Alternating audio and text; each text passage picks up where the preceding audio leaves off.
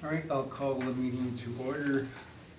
I'd like to begin by acknowledging we are in Treaty 1 territory and a traditional homeland of the Métis Nation.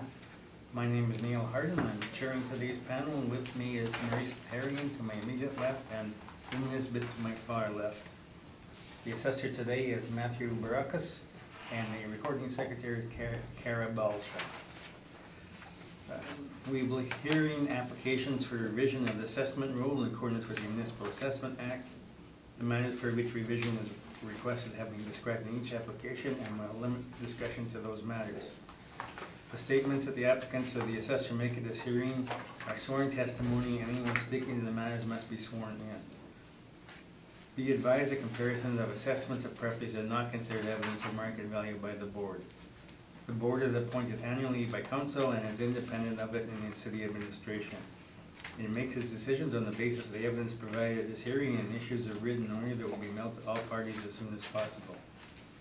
Please note that the board's decisions with respect to an application may be appealed to the Manitoba Municipal Board if the matter pertains to assessed value or classification, or to the Court of Queen's Bench if the matter pertains to application of exemptions from taxation. Should you wish to appeal, information on how to do so will be included with the board's order.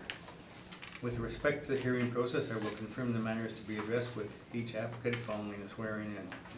We will then have the assessor's testimony followed by questions the applicant may have, the applicant's testimony followed by questions. Each side will have an opportunity to summarize if they wish. Once all the evidence about an application has been brought forward, the applicant may leave. The process will repeat for each item on the docket today. The session will close after all the applications have been heard, and the board will deliberate and grab and make its decisions. You will receive the order by registered mail as soon as possible. As information, all public hearings are live streamed, recorded, and will be part of the public record. So can you do the swearing in, Karen?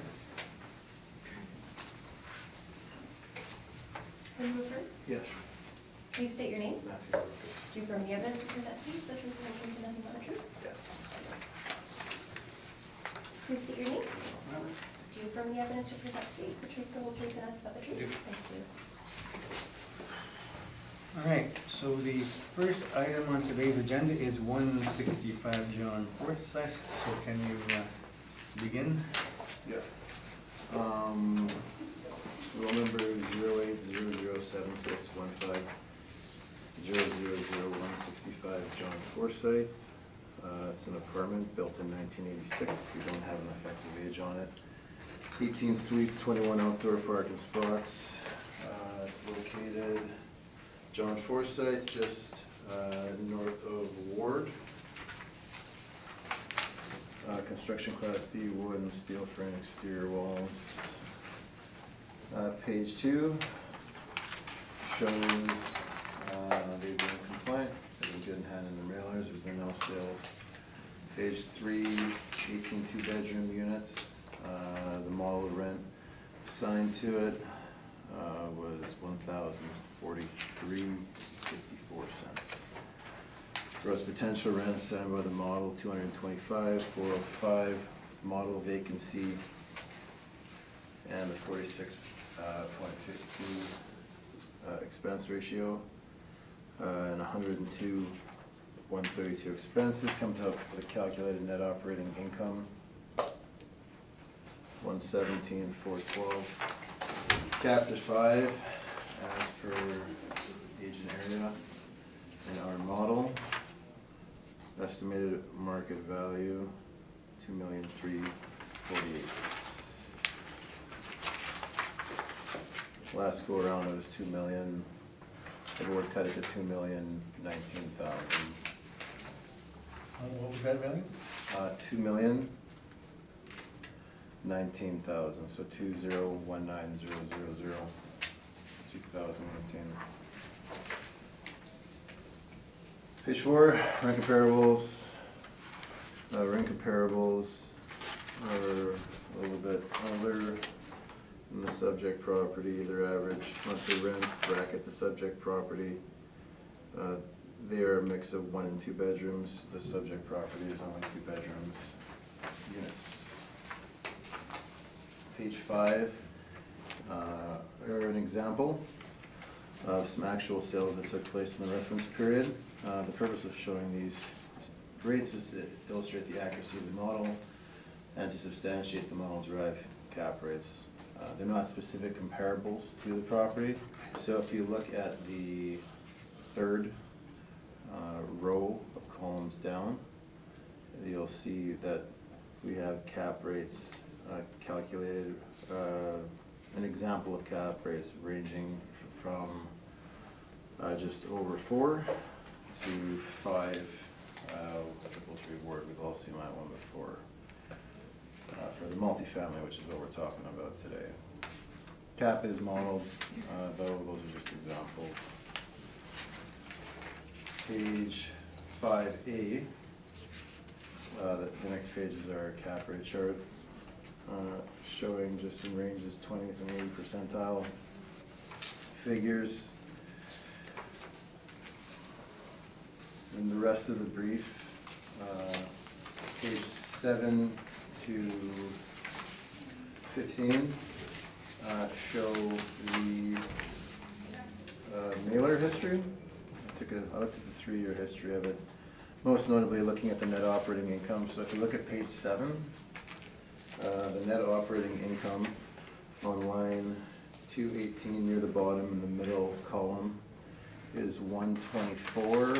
The modeled net operating income is 117. The maintenance and repair on this one, 14,285. So with 18 units, that's just underneath 1,000 per unit. I could probably tell you calculator right now. Should have wrote this down.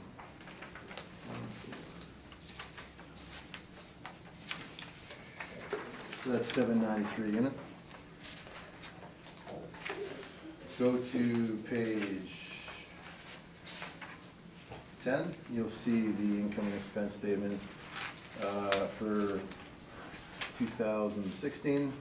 Net operating income is 116, again, modeled is 117. So the last year, page 13, net operating income is 105. So it looks like we're falling within the range of their net operating incomes. So I didn't see any reason to make a change in that respect. That's my evidence, thank you. Any questions, the assessor? Thanks, Mr. Chairman. So Mr. Rokas, I think you've confirmed on page 3 initially, this is all model driven from top to bottom, right through rent down to cap rate. Yeah. Okay. Turning briefly to page 5 then. Now, Mr. Chairman, I've got rebuttal for this that I would hope to have just carried forward after this hearing to all the rest of them. Okay. Shall I file that now or wait until I'm presenting mine and then present the rebuttal at the same time? Are you gonna question the assessor? Yeah, there's some questions that I would put to Mr. Brogus as Well, well. then present it now, and then you Yeah, can question. okay. So Kara, this is for everybody and for all your files. Yeah. Thank you so much.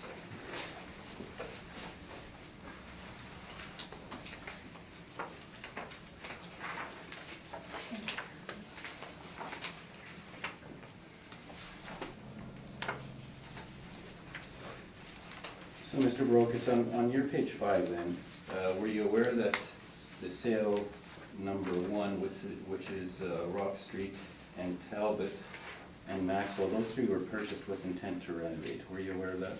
No. Okay. Now, the other thing I noticed, if you look at your page 5, and those 3 properties that I'm suggesting were purchased with intent to renovate range between 403% and 484. If you then go to your page 5A, all of those rates would fall below the 20th percentile of the multifamily information that the model has generated, correct? Because as I read it, it's 20th percentile at the very low end is 4.9. That's correct. Okay. So, with respect to the cap rate information then on your page 5, the department hasn't provided you with the information that shows how the NOI in each case was calculated, correct? No, it's not. Okay. And I think I would agree you're being very fair with your comments on those as far as examples and such. Now, last question, Mr. Brokus, were you aware that in this particular case, if you see briefly on page 7, So if you go to page 7, which is the INE reply for 2017, the property owner is Yannick Janot. Were you aware that Mr. Janot provides repair and maintenance services to this property and does not charge anything for his time on that R&M? No, that information is not on the R&M. Okay. Thanks, Mr. Chairman. Those are my questions. Okay, Maurice, any questions of the assessor? Yeah, it's model driven, but I was just wondering on did you analyze page 7 to see if those were all appropriate numbers, like if they all fit into what should go in there? Or you just took the bottom line? Well, I took the bottom line on it. I mean, we are a little bit low in terms of the most recent income and expense statements. So perhaps if there are some repairs that are not, like Mr. Reimer just brought up, maybe that would be something that would bring this NOI further down towards what the model's producing. Yeah, but I just always want to make sure that whatever's slipped in there is proper. So that was really the basis of my question. Okay, so 264, that's 83,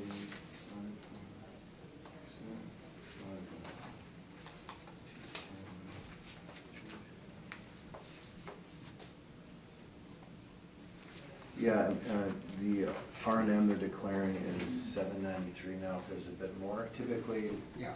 we see more R&M than that.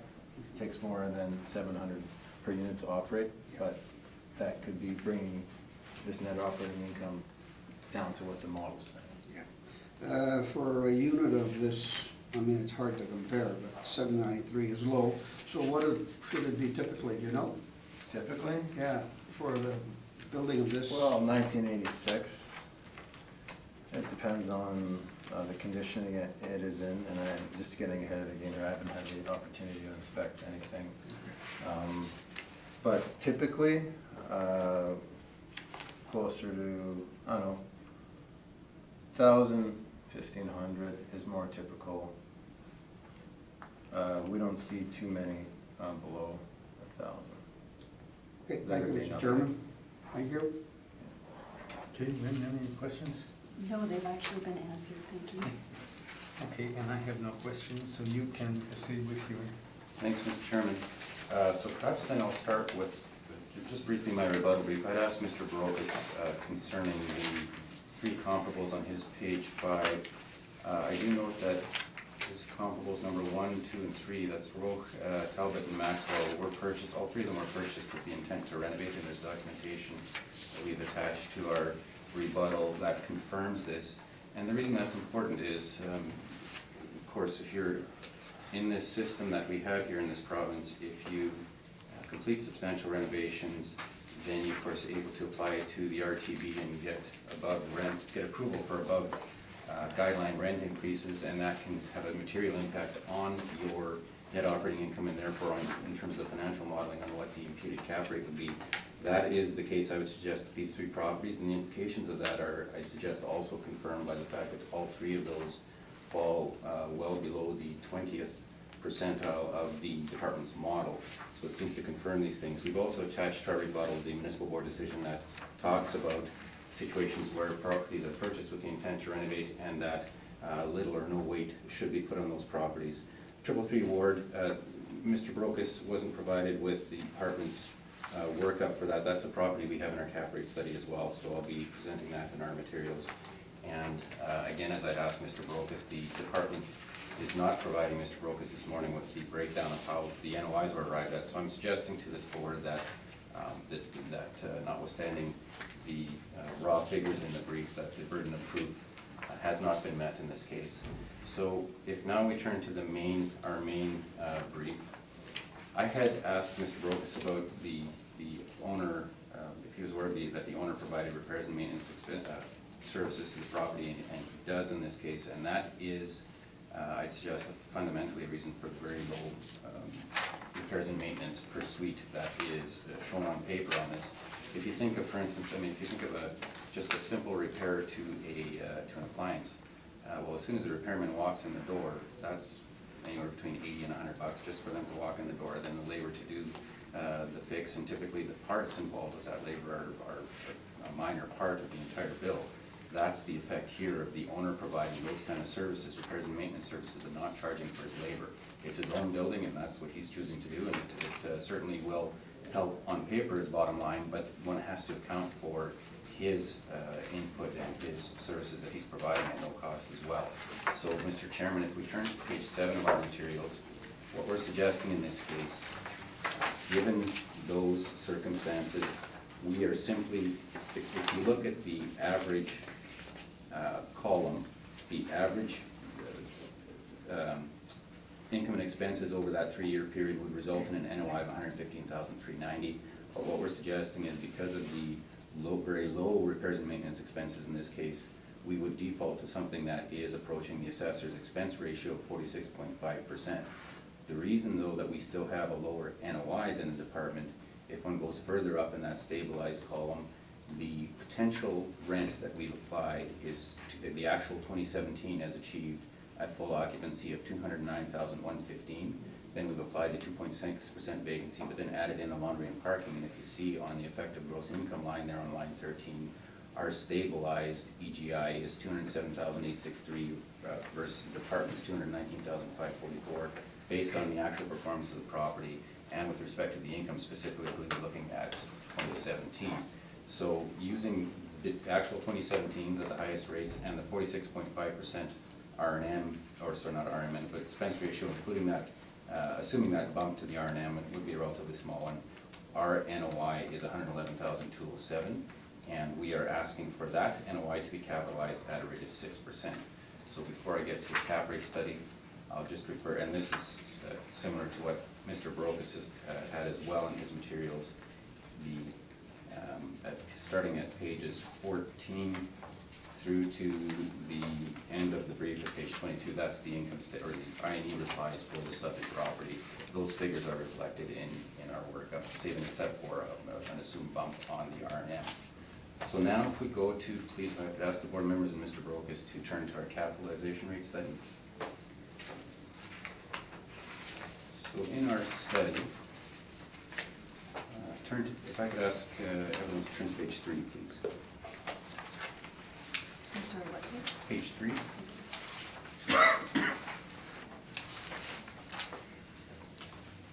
So page 3 sets out the capitalization rates that we've calculated for the properties as listed there. They range from a low of 5.13%, which is triple tree water, which is one of the properties that the department had submitted earlier this morning.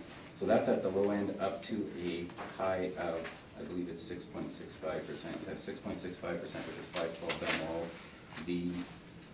There's some comments in some of the sales that we've listed there. 403 St. Anne's, there was a significant rehabilitation that was done 2 years before the sale.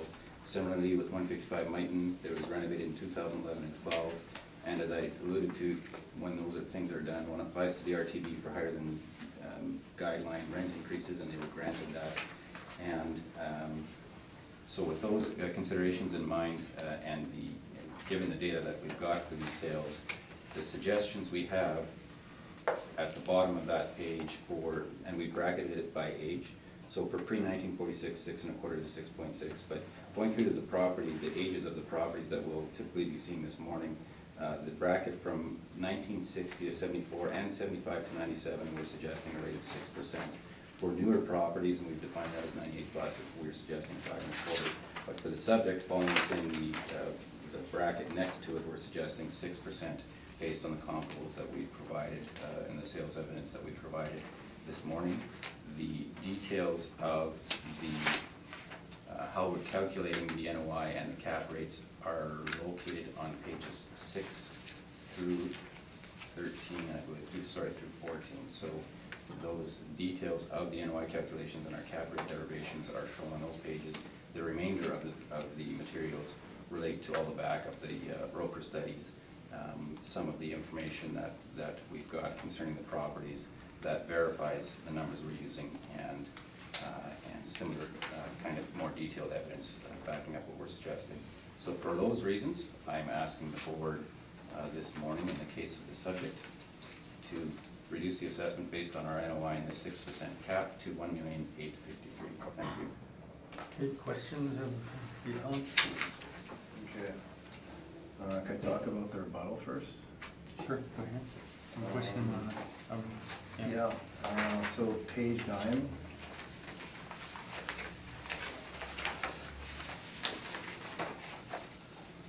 Yes. Okay, on the second paragraph down, there's a underlined section. With the 4 remaining comparables, sufficient concerns were raised by the appellant on 3 of them regarding the purchaser's intention to significantly renovate or alter the structures. The appellant produced evidence from purchasers, which makes the board question the use of the purchase price and income information.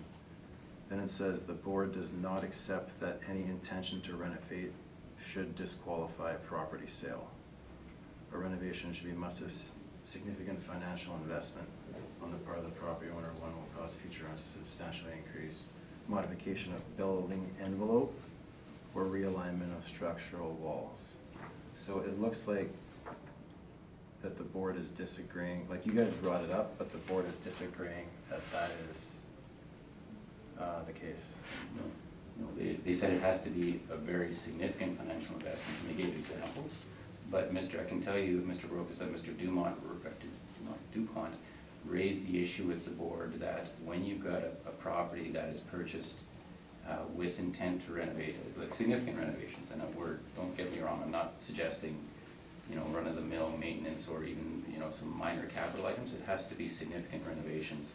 And where you've got those significant renovations, the financial model based on the income in place doesn't make any sense.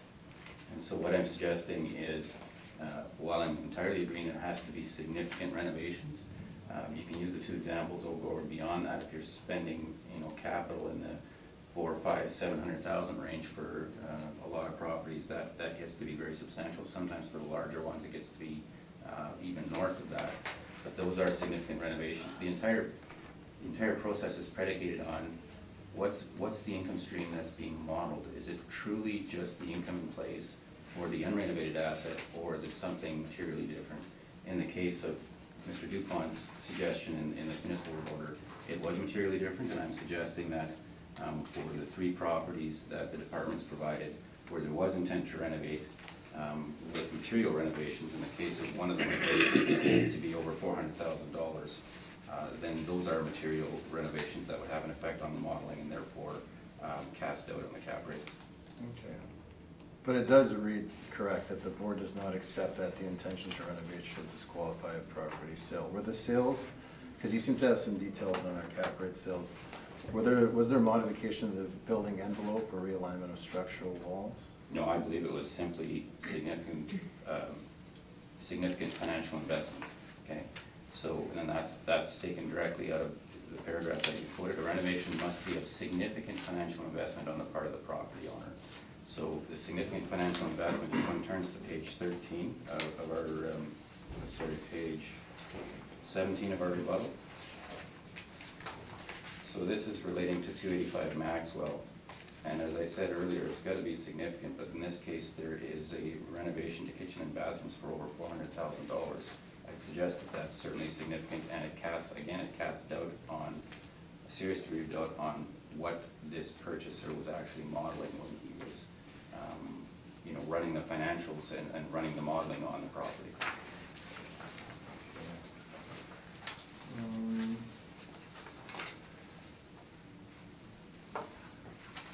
All right, so, what would you say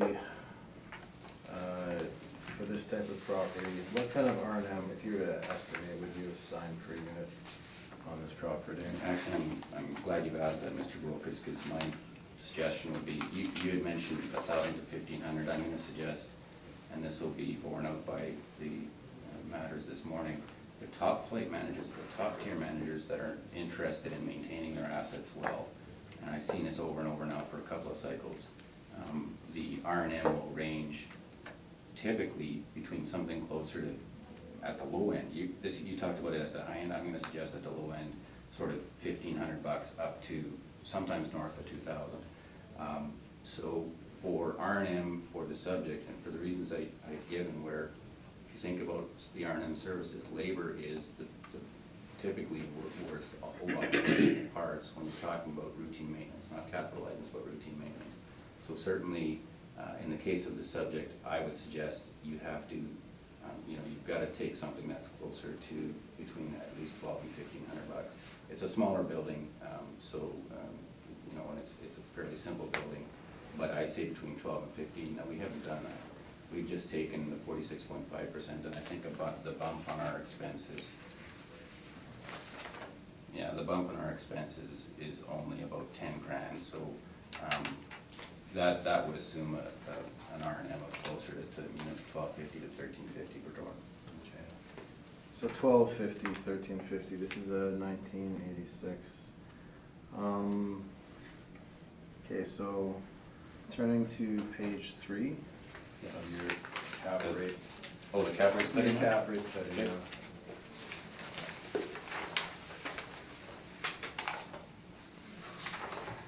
So you're saying 15 to 2,000, this property, estimate 1250, 1350. So I took a peek at the breakdowns. So if you go, you see, well, okay. The R&Ms for all these properties, what's the range at the high end and the low end? Based on the actual financial information that has been reported, the low end would be the 215 La Verandre at $500 a door. And the high end would be, or the highest rate of the actual, based on the actuals there, would be 1,072 for 333 Ward. Okay, so you mentioned that the majority of property owners or property developers who, I forget how you worded it, they'd go between 1,500 and 2,000 a unit? Based on the actual performance, yes, indeed. So here we're looking, I think I noticed St. Mary's actually on page, a couple pages over the first one. 405, yes, you're right. 405 a Yeah. unit. Okay, so I looked at the R&Ms. The only ones that are 1,000, there's 403 St. Anne's, which is 1,003, and 333 Ward, which is Yeah. the newest one. Does it seem odd to you that a lot of these older properties have, in order of the two I didn't say, R&Ms of 405, Such low earnings. 750, 539, 500, 582, Yeah. 734 on Beach, that one's newer, that one makes a bit more sense, and then 600 on Southie. Does it seem that perhaps, that there may have been, knowing that the vendor would be disposing of the property, a letting up on the expenses that they were spending on? Honestly, exactly, and I think you've kind of put the, there's certainly a point as to that gap between the R&M that we're gonna see this morning and these properties. If we found them, but this, Mr. Brogus, exactly begs the question. If you've got a property that's got very low repairs and maintenance expenses, and a purchaser is buying that, but they're buying it with different intentions, they're buying it with the intent to renovate and to, I'm suggesting increase their rate of return quite significantly, that's one thing. But in the case of these properties, we did not have any indication that these purchasers were actually buying it with intent to renovate. Some of them, and just taking a half step back, don't forget that for 403 St. Anne's, and that's, you've alluded to this,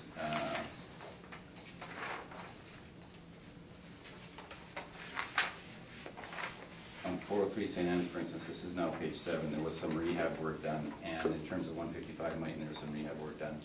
But what we've done here with our capitalization rate study is use the actuals. If, and I didn't prepare this study, but I'm very familiar with it, I'm also familiar with Mr. Dupont's approach to these things. If Mr. Dupont had a reason to believe that these properties were purchased with an intent to renovate, that either, the most likely scenario is he wouldn't have included them for the same reasons that we talked about this morning, or we would have flagged that.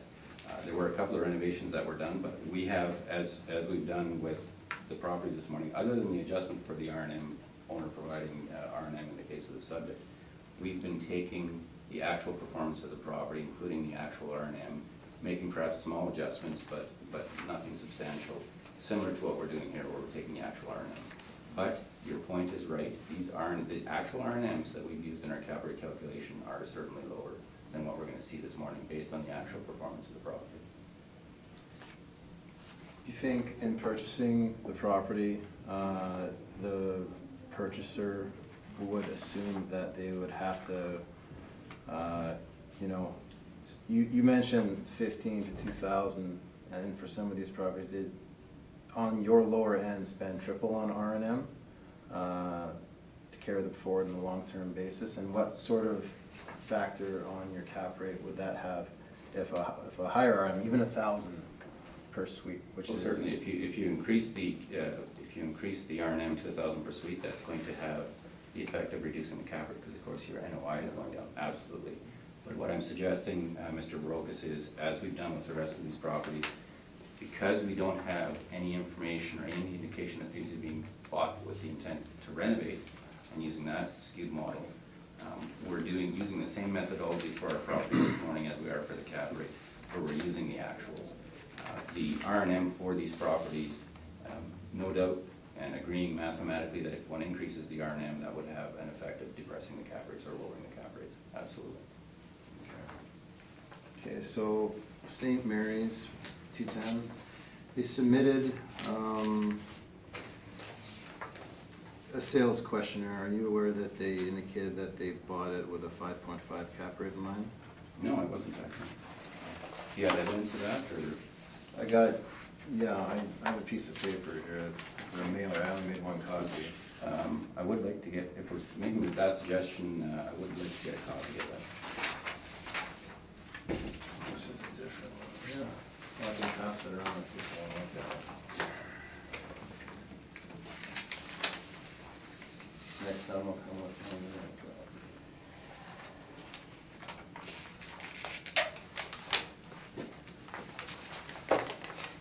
Let's just, if you want to take a look, it's the last line there. And there is a checkbox that says that they didn't purchase it with the intention to renovate, so that is true. Okay, You're gonna make a call? yeah, make copies, please. Yeah, I should have brought 5 copies, I apologize, I was kind of rushing at the end of the day. Take a short. Yeah, take a short.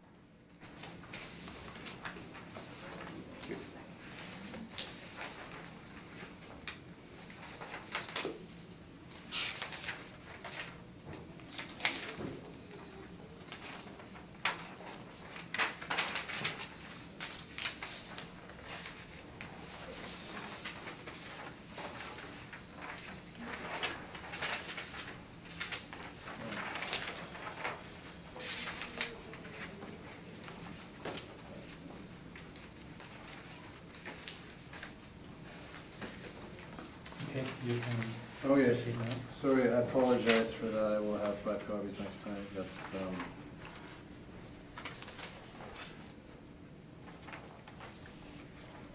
So, on the last page,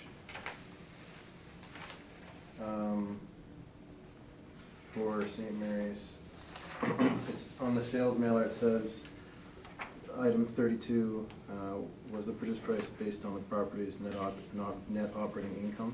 And they checked off no, and they assumed a 5.5 Was cap. it a yes they checked off? Oh, sorry, yes, sorry, pardon me, yes, they did. I couldn't see that well. And so, yes, that's true. Mr. Reimer is correct. They assumed a 5.5 cap on it. So my question would be, do you think that they would potentially, that difference could come from assuming more than 405 a unit on the R&M? That is very possible, indeed. Okay. And then, so we have Beach in front of us too. They assumed 4.5 based on the property's net operating income, so Mr. Reimer is correct again. Same question, do you think it could be a higher R&M that they would Sorry, which? On the next one, the written one? I have that page, I don't have that page that you have. Oh, Sorry, this is the last page. okay, sorry. Okay, we'll talk about that one after. So, for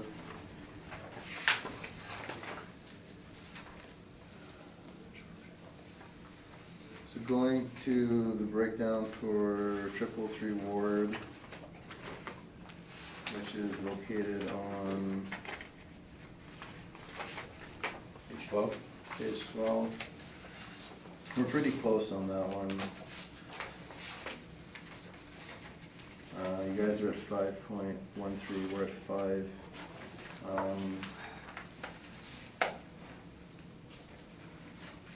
I was trying to figure out what the difference might be. So line 25, waste and snow, it goes 30, 19, and 10, with an average of 20,000, and it was stabilized at 10,000. I think using the average based on usually how that line is stabilized by the variability of snowfall, that the average might be more appropriate. Well, the average for that, but don't forget, Mr. Barocas, that we've also applied the 110,402, which is less than the average for repairs and maintenance. So, I mean, I guess, I don't believe it would be appropriate to look at one particular expense item. I believe our 5.3%, looking at the entire statement and the way we stabilized it, is very fair. Okay.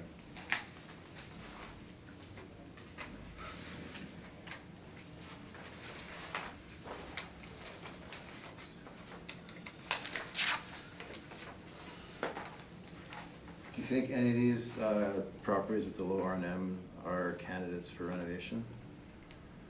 Theoretically candidates, yes, but that's why I say there is no indication that we've had subsequent to these sales that they were purchased with that intent. So virtually any building that's, unless it's had a significant rehab very recently, there will certainly be a whole lot of stock that are candidates, but unless you have evidence that that's the modeling that they're doing, then the question wouldn't be relevant. Okay, got one more on the cap. For Mighton, are you aware that this property was heard at the Board of Revision this year? And do you know what the cap rate they decided on it was? No, but I don't have any evidence of that, so I'm gonna suggest it's not really relevant. Yeah, in terms of decisions of this board, without evidence as to how that decision was made or what evidence they were looking Okay. at, it's of little Oh, value. all right.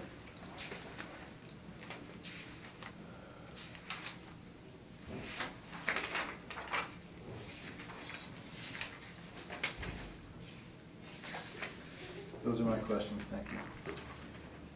Now, Mr. Barocas, in fairness, did you want to talk about beach? Well, yeah, I mean, So, I have a sheet here, the same, but can we get copies? yeah, we can get copies You on it. referred to it. Okay. Take one more break for copies.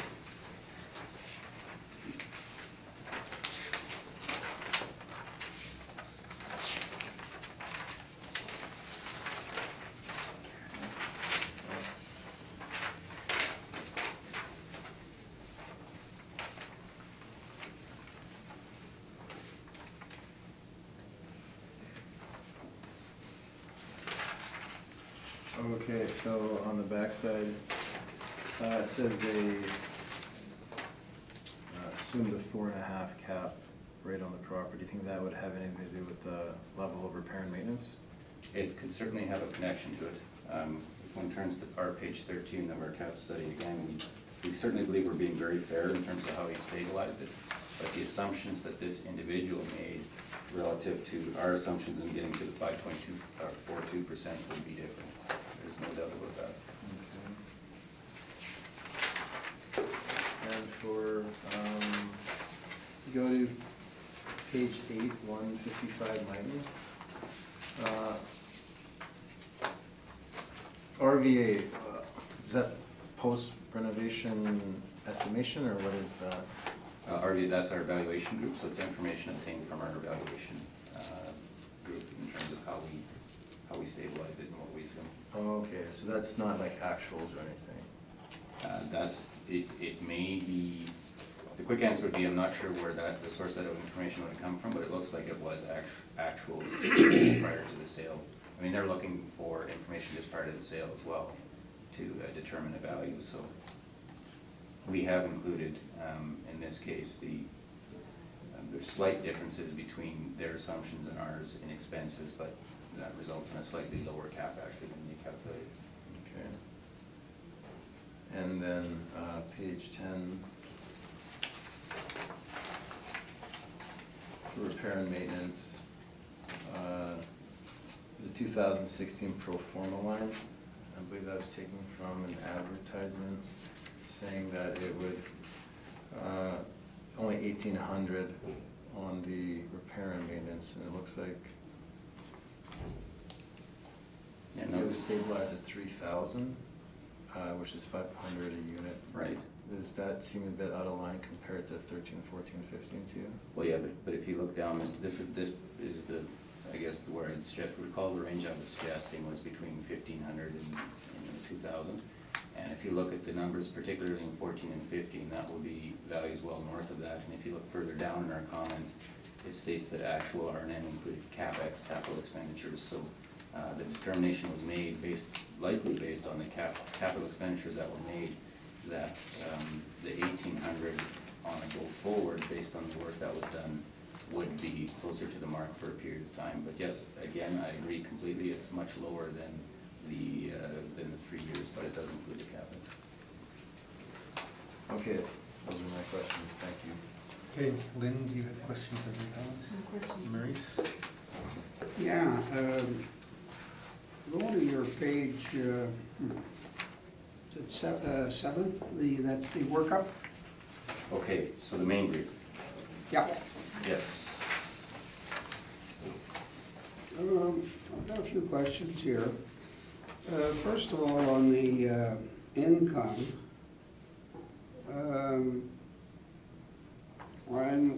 I think that you normally use the actuals.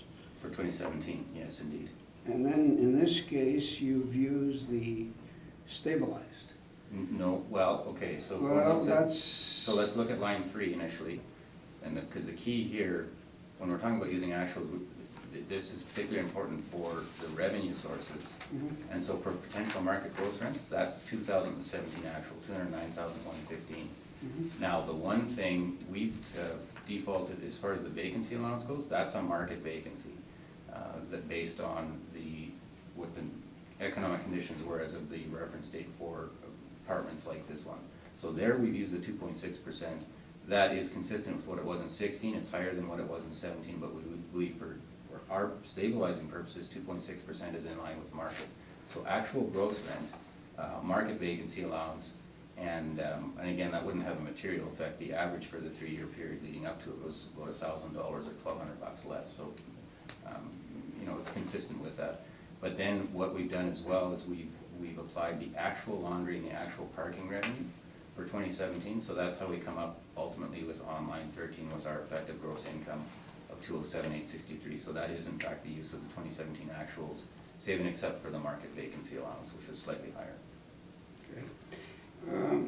I've also got some challenges looking at your expenses. Because on the management fee, it's normally 5%. Indeed. And in this case, when you averaged it, you put 19.9. So I have to assume, unless I'm wrong, that the owner is slipping his works in there. No. Well, no, I'm I telling see. you what Yeah, I'm assuming. Yeah. He's at closer to 10, Yes, and the normal that we get is 5. you're right about that, Okay. absolutely. Then I go down and I look at your repair and management and a stabilized at 975. It's no longer 793. Because Well, you've got so many- 17,566 divided by 18 gives Yeah. you 975. Yes.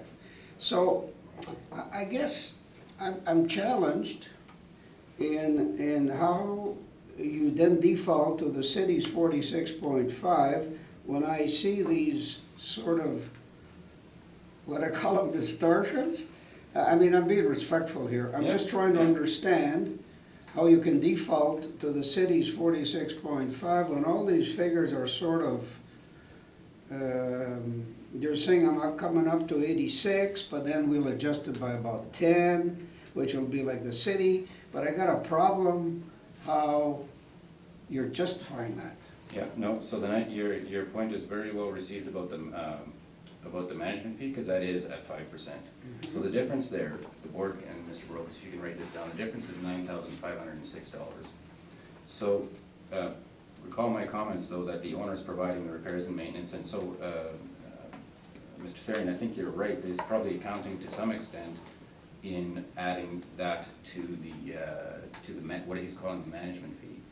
So if you add the 9506 though to the actual 2017 repairs and maintenance at 14,286, which I'm suggesting is low, then you're at total repairs and maintenance, just taking that money and putting it, recategorizing it to repair and maintenance of 23,792 divided by 18 units.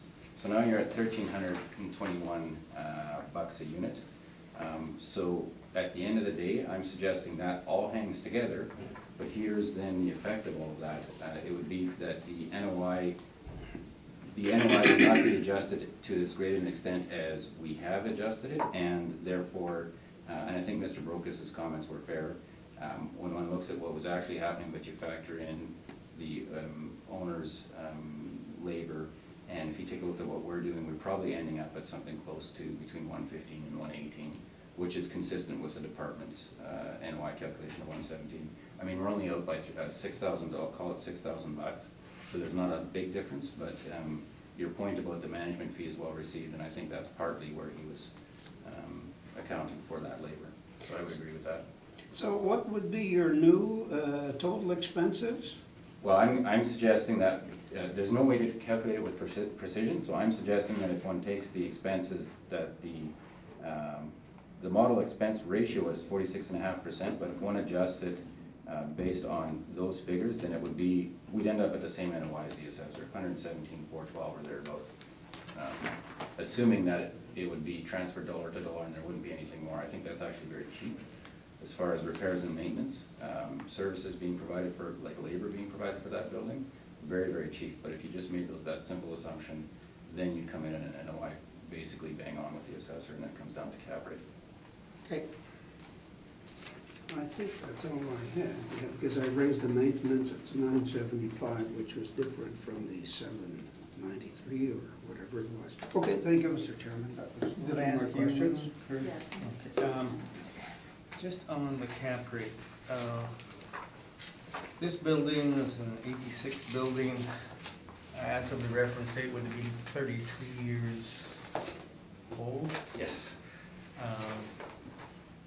Which is young for a person, but I guess getting on an age for an apartment. Right. Would it affect what a buyer would pay for it, knowing that they might, at that point in time, be able to buy it, renovate it, and then count on an increased income stream, Well, so again- resulting in a lower cap rate? Yeah, again, unless it's been brand new or very recently renovated, like a rehab essentially, not just a typical renovation, but a rehab. Unless one of those two circumstances exist, every property would be a candidate for rehabilitation and rehab. But in this case, what we're suggesting is, while one can't assume that the investor would do that, if you've got evidence that that's exactly what they were doing, then you have to account for that when you're either trying to look at the cap rate or just discount the sale altogether. In the case of the subject, though, we are assuming certainly that it is being purchased based on the income stream as is. We're not assuming that it's going to be rehabilitated to any great extent when we're applying the model that we've got in our evaluation. But that's not to say that it's not a candidate, Mr. Chairman, but I guess the default would be that you're buying the income stream that's associated with the property unless you've got specific information to prove that you're buying it under the rehab model. Okay, thanks. fair enough. All right, thank you. I have no more questions on this property. So let's just take a 5-minute break. Thanks, Mr. Chairman. Okay, thank you. We will reconvene and we'll move on to 449A Paddington. So Mr. Sesser, you can go ahead. Okay, 08007530 449A Paddington Road. Reference date April 1st, 2018, assessed value $5,078,000. 1983, 48 suites, 60 outdoor parking spots, wood or steel frame exterior walls. Page 2, they've handed their mailers, no recent sales. Page 3, 48 units, split equally between 1-bedroom and 2-bedroom. Rents are modeled as is expense ratio. The cap rate is 5%. So it generates a net operating income, $298,413. So it's a 5% cap. That's how we come up with our value of 5968.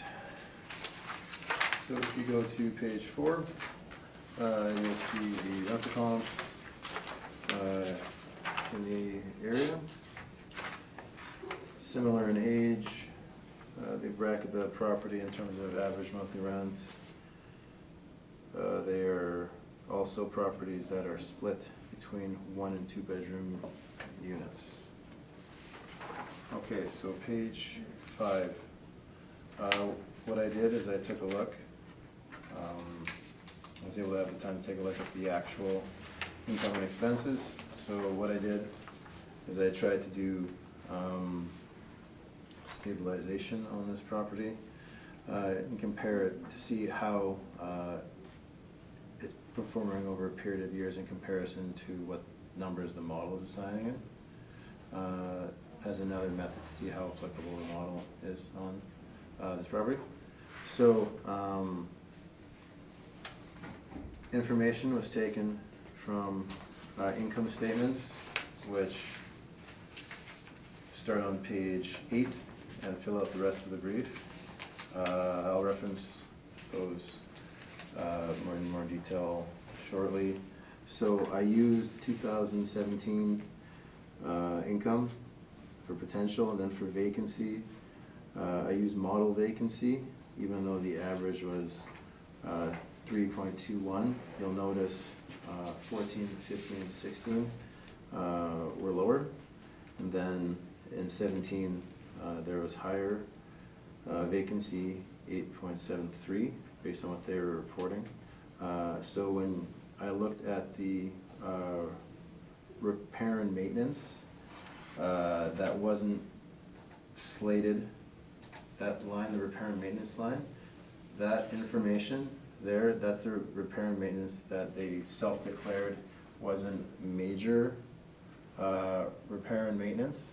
They have two different sections for the repair and maintenance. They have major repair and maintenance, and they have, I guess, more typical repair, major repair and replacement. This can be evidenced,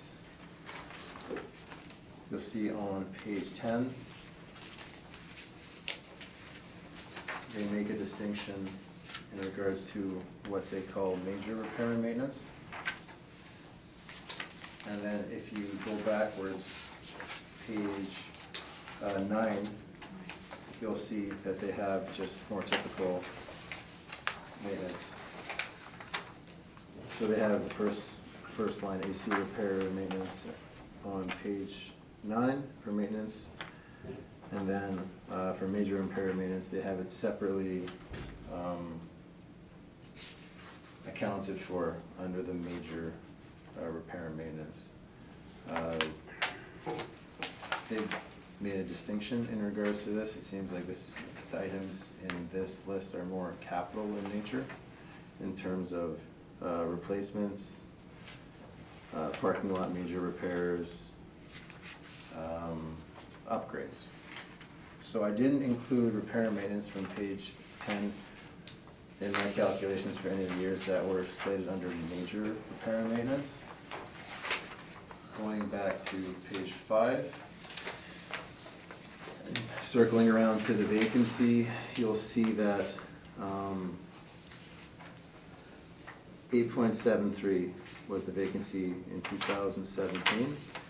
So for the repair and maintenance in 2017 and compared to the other years, you'll notice that there's a correlation between higher vacancy and them spending more money in regards to repair and maintenance. And I would suggest that it is most likely that that vacancy is tied to the higher repairs. So I use model.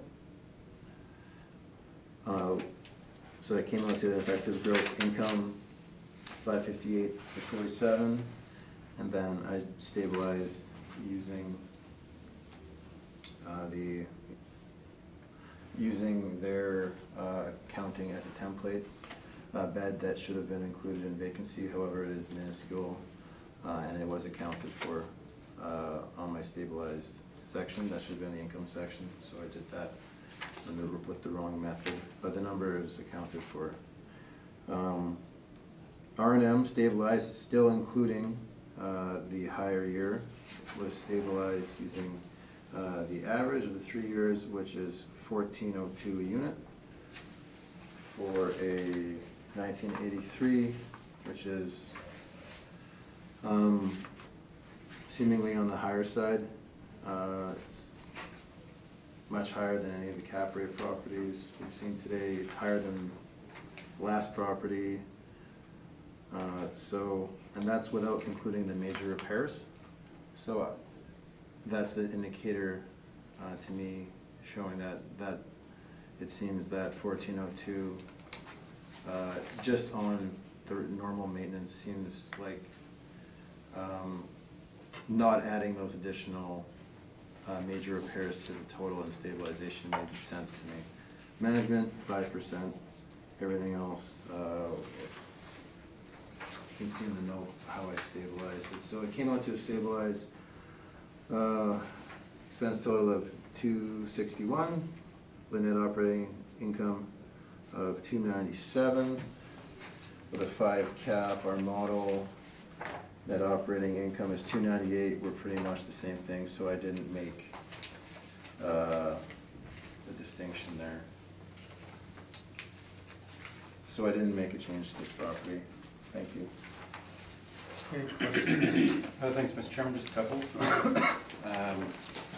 So just to confirm again, on page 3, I believe it is, that valuation the department's provided is model driven from top to bottom, right through to cap rate, correct? Yes. Okay. Mr. Chairman, I guess can I ask the board to carry forward all the questions asked and Yeah. answered relating to cap rate? Cap rate. Okay, please? Thank you. So then, with that in mind, could we go to page, we'll just briefly touch on page 5. So Mr. Brokus, as you pointed out, and this will focus on the R&M, I'm sure. The R&M figures are lifted directly from the operating statements shown under the repairs and maintenance category for each of these years then? Yes, not including the major ones. Yeah, exactly. So there, it's, okay, so let's then turn to your page 9 briefly. So again, bringing us back to the chart that you made on page 9 at the bottom, what you've taken is the total maintenance item of $110,630, and that's what you used in your chart for 2017, and similarly for the previous years, I believe, correct? Yes. Okay. So then if one looks at that 110,000 though, so the first line item as an example, AC repairs and maintenance, they were $854. Yes. And then if you go to the next page, page 10, the AC replacement was $1,189, correct? Yes. So that's a difference of about $300. And the distinction possibly, Mr. Brokus, is that the distinction between repairing an air conditioning unit and replacing an air conditioning unit? It would seem so. And there's 48 units in this building, correct? Yes. Okay, so the municipal board in the past has given an indication certainly that repairs and maintenance are, when one's making the distinction between R&M and capital, it's really, one needs to look at the nature of the expense and how, is it going to be a recurring expense, or is this truly sort of a very, like when you're replacing a roof, that's only something that has to be done every presumably 40, 50 years, that kind of thing. So it's recurring versus non-recurring at its heart, correct? Yes. Okay. So with 48 suites though, and if you've got $1,189, that to me certainly strikes me as perhaps replacing one window unit or something like that, correct? But not replacing the entire HVAC. Not for that price. Okay. And similarly with the appliances, if you're assuming, for instance, an oven and a fridge, anywhere between $500 and $700, and we're talking about an expense of $4,000 over the course of a year for 48 units. That's not replacing that many appliances, eh? Perhaps some of the smaller figures should have been included in the calculation for R&M, but some of the larger ones,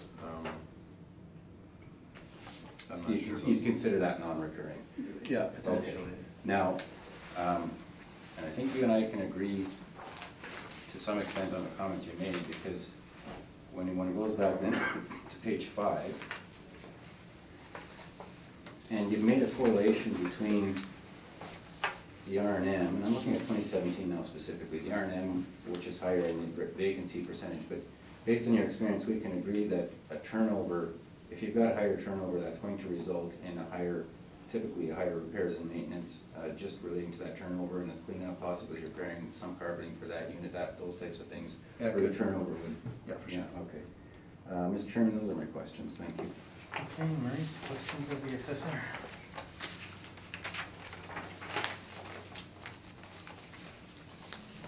Yeah, how do you, in page 10,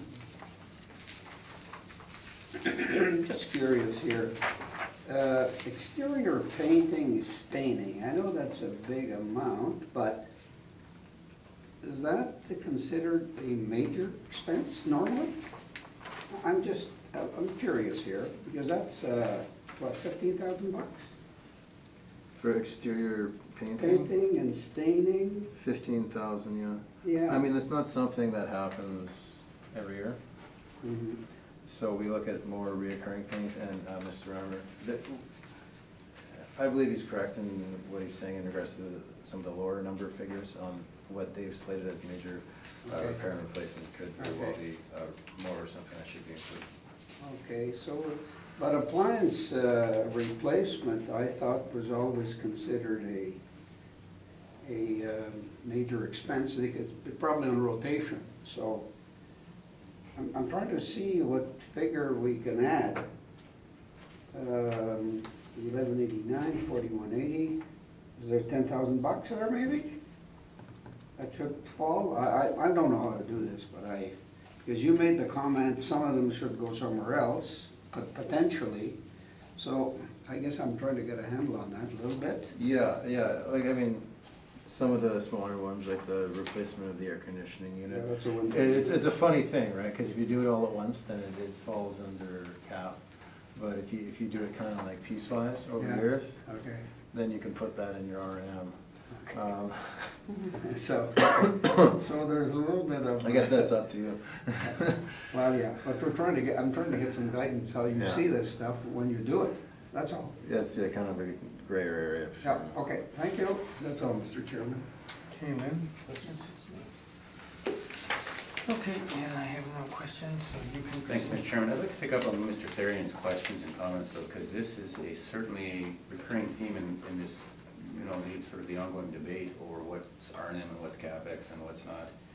And I guess, Mr. Therrien and Mr. Chairman, I'd suggest, and I asked Mr. Brokus, and he was very forthright, I asked Mr. Brokus on the concerning, is this, truly are these some of these recurring expenses? And I think you hit it on the head there, and actually Mr. Brokus just hit it on the head. If you take a 48 suite building and I replace, I just want to get the expense out of the way, and I put 48 new stoves in there, that's CapEx. Because there's no way, if I'm an investor looking at this and I look at, an appliance cost of, just assume, let's say on the cheap side, very cheap side, $500 a stove, I got 24 grand in appliance replacement for the stoves. Well, they're not gonna last you 20 years, but neither are you going to project that you're gonna have to start replacing those things in the short term, and that's not recurring. But if I replace one stove because it broke down, that's something that is entirely, in fact, probable when you get to a certain age that it's gonna be recurring. So now you've got, you know, I know and when I've got a building of this age with these appliances, every year there's gonna be some that's probably still worth repairing, but when you've got a 10 or 15-year-old stove, chances are you can replace the thing in a much more cost-efficient manner than keep repairing the thing every year or maybe twice a year. So, very, very different scenario, and I think Mr. Chairman, Mr. Therian hit it on the head. You have to look at what's the nature of the expense, but also what's the quantum of the expense, because if I replace all the appliances, that's CapEx. So you know, maybe take a small proportion of it, but, when you look at it from an income tax point of view, certainly from a CapEx point of view, or if I'm replacing all the appliances, I've put that on my balance sheet, and I'm amortizing that from income tax purposes. And similarly, in our valuation, you wouldn't assume you're going to replace all the appliances every year. That would be absurd. But where you've got, and I asked this question about the AC replacement, you've got an $1,100 expense for AC. That's technically under AC replacement. That's $300 more than the AC repair. That's not capital. I'm suggesting with absolute clarity, that's not capital. When you look at the painting and staining, notwithstanding Mr. Brocus's comments that that's not something that happens every year.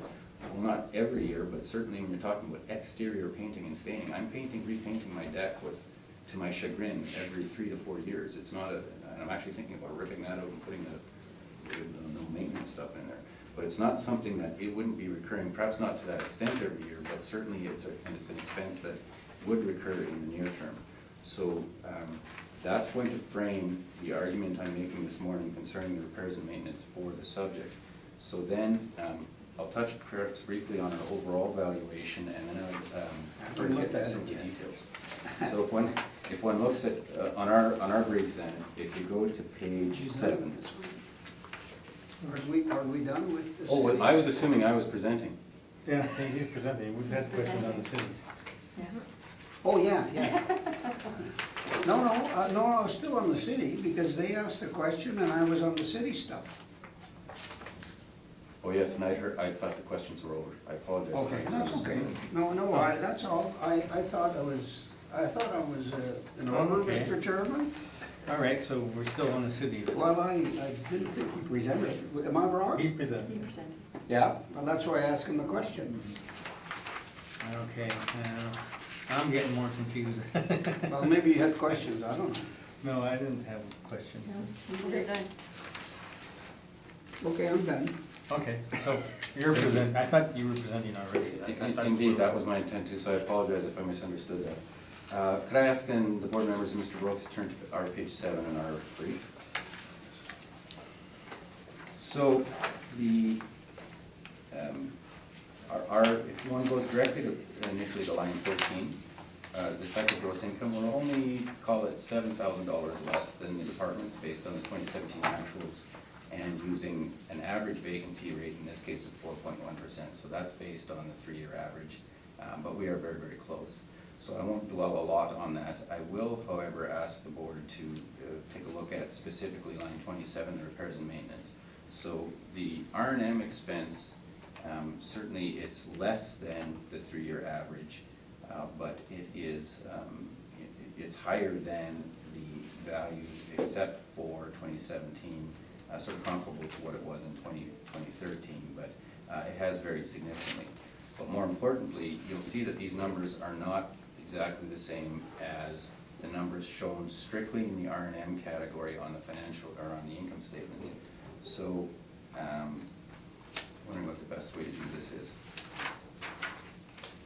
If you could keep our page 7 open, and then go to the assessor's brief, while you have this open, assessor's brief on page 9, because it's precisely the same statement that Mr. Brocus and I submitted for 2017. This will serve as the example for what we've done. So if you look at on our brief, line 27 for 2017, the R&M that we report or show on this is $156,124. That, of course, is higher now. If you go to page 9 and you look at the total maintenance expense item, at the bottom of that page, it's $110,630. So of course, that begs the question, well, where'd you get the 156,000 from? Few things. 110,630, we have subtracted. If you go from that total on the bottom, 1, 2, 3, 4 lines up, there's snow removal. We've taken that out because we've put snow removal in a separate line item. So if you put a little star beside that, that's a minus. Then we have subtracted 1745. It's 2 categories up from the total at the bottom. They're waste removal. That's again in a separate category, so we've subtracted that out. So now here's the positive adjustments we made, and this was the point of my initial commentary to the board. If one goes to the assessor's brief, page 10, the major repair and replacement, we're suggesting that for the most part, these are properly, notwithstanding the method or the way that they're reporting it, for the most part, these are pardon me, properly placed in the R&M category. We have, with 2 exceptions, I believe, we have included these as repairs and maintenance. So if we go AC replacement and appliance replacement, 4,100, and cabinet replacement, 4,500, countertop replacement, 2,425, the exterior painting, and the 15,246, the in-suite flooring replacement, 23,182, the 7613, which is the tub tile replacement, and the interior major repairs, 953. What we have not included, because we do not believe that these are recurring, or talk about recurrence, I don't believe that these are recurring expenses in any kind of near term. We have not included the window replacement, we have not included hot water tank replacements. Those would typically be considered to be longer lived items. So we haven't included those items, but we have in our adjusted repairs and maintenance included those items that I've just stated based on both quantum and also the nature of the expense. So if one goes back now to our page 7 on our main brief, we've used a similar methodology for the previous years, and I mean, obviously that year, the 2017 year, was the year where there was the most significant adjustment made. For the prior years, the adjustments were much less so, but still certainly, they certainly resulted in figures that were higher in our line 27 for those years than what Mr. Brokus had calculated. Now recall though that we are using a 5-year average. When one looks at the stabilized column under 27, our 5-year average from 2013 to 2017 is $86,012. That's what we're using. That's a little more than half, but not a lot more than half of the actual 2017 repairs and maintenance, because we were certainly agreeing that not every dollar for dollar with the interior carpeting and with the interior or with the exterior staining, you're not going to be spending that dollar for dollar every year. So we believe that 86,000 is certainly appropriate. Much lower than 2017, but somewhat higher than the other years, but the 5-year stabilized average being appropriate in this case. So then one comes up on line 31 with the total expenses of $292,432. That results in an NOI of $258,336, and for the reasons that we've provided, we're suggesting a cap rate of 6% to come in at $4,306,000. Thank you. Any questions? Okay, my cap questions from the first property, I asked them just to be considered and Yeah. move forward, so. All cap evidence is common. Okay.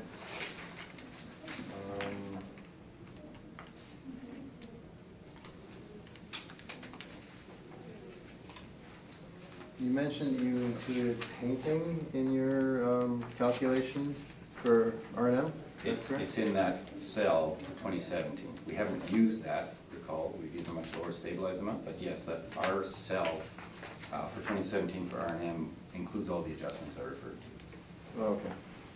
But the painting did not, there was no painting that took place in 2015, is that correct? Let's take a look.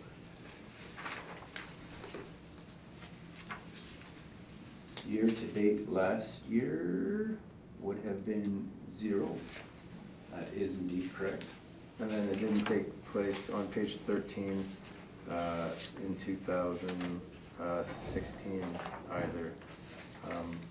You still think it should be included in your calculation? Well, but if one goes through, so here's a good example, Mr. Brokus. If one goes to our page 31, it isn't every year, but there's a component of it that an investor would assume I'm suggesting. So if you look at the, for instance, the flooring insulate replacement, it can be as low as 0 or very close to it, but then the prior year, which would be 2014 or 2015, it was 3164.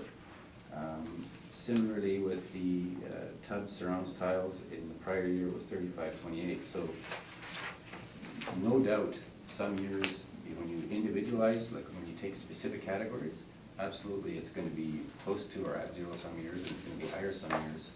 We believe the stabilized amount overall factors that into account. That's why we're not suggesting 156,000, we're using 82,000. So for the R&M per unit, that's 1791.92. Indeed, yeah, 1792. You don't think that's high at all? No. For a 86? This is one of the properties, and I mentioned it, Mr. Brockus, this is one of the properties that's managed 83. by a top flight manager, so the top flight managers want to both preserve their asset, hopefully, not let it lose ground, but also keep it fresh and current and keep their tenants in place. And I'm suggesting that earlier you'd mentioned $1,500 at the high end. I'd suggest for most buildings that are being managed appropriately, $1,500 can be very easily achieved, and it can be what we'll see this morning, $1,500 to $2,000 in a lot of cases, or $1,800. Okay. I've already asked kind of the cap question in regards to these figures, so those are my questions, thank you. Okay, we'll start with Maurice on the questions, and we'll make sure, you're talking to the appellant this time. Yeah, you're at 1791. The city's at 1402 in the workup that you worked on to try to justify the model, right? Yeah. Yeah. Comparison. So basically, you're 67 to 86, so on the average you had on your page 5, I know I'm questioning the appellant, but I'm comparing. 67,315, you're at 86,012, so that's about $20,000 difference, right? Yes, indeed, Yeah. 20,000 for that, and then Yeah. the other 20 would be. And on the income, you're pretty close, both of you. We're at 7,000 lower, but, and Mr. Therian, don't forget that we're still, our total expenses, there's the 20,000 relating to the R&M, but our total Yeah. expenses are still different by about 32,000, so we're not agreeing on some of the other ones either, No. but yes, indeed, we're close on the effective gross income by about 7,000, and we're about 33,000 higher on the expenses. And your 2017 are all actuals with the R&M explanation, right? They're all actuals? 2017 column? No, there's a mix, so. Is there? Yeah, indeed. So if you, insurance is, I'll go from line 14 down, insurance is actual 2017. Management fee is 5%, so that's Okay. not the actual. Yeah. Professional fees is the average. Yeah. The next column, sort of sundry, Yeah, that's but the it's average. the normal. Yeah, exactly, so, Yeah, the utilities is the 2017, the waste snow removal is the average, repairs and maintenance we've talked about, wages and benefits is 2017, and taxes is 2017. I'm okay. Yeah. Thank you, Mr. Thank Chairman, you. that's all I had. Okay, Lynn? No questions. Okay, I'm just gonna question on the vacancy. You're using a 4.1% stabilized vacancy, Yes. but it seems to me that there's only a vacancy issue in 1 year, otherwise 2.6 seems to more than cover the vacancy. Yeah. Should we be adjusting, just based on 1 year's, Well, it's- which could be a snapshot in time? Indeed, that's a fair question. I guess we're not suggesting 9.1%, which is what 17 was. We're using the 3-year average roughly. So it depends on one considers, if one considers, for instance, 2015 an anomaly at only 0.5% or 17 at 9.1%. I agree totally 9.1% is too high. I'll leave it with the board. I believe 4.1% is fair based on the 3-year average, but I'll leave it with the board if they believe that 2017 truly is an aberration. Then one would typically go to the 2.6 market. Yeah, because typically we adjust when there's evidence of a long-term vacancy issue,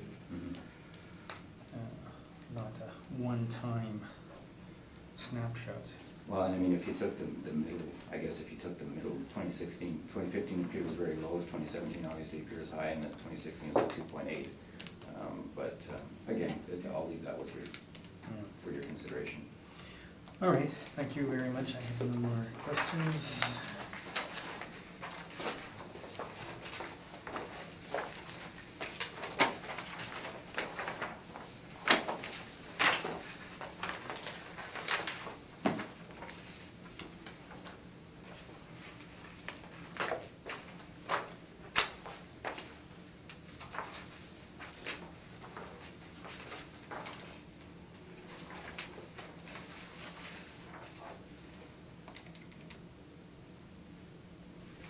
Mr. Chairman, to the extent it helps, I am prepared to accept the assessor's NOI on the next file.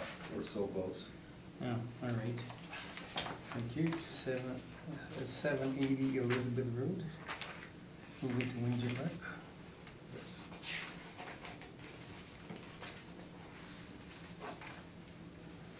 All right, so hearing that, could you concentrate on the issues of there?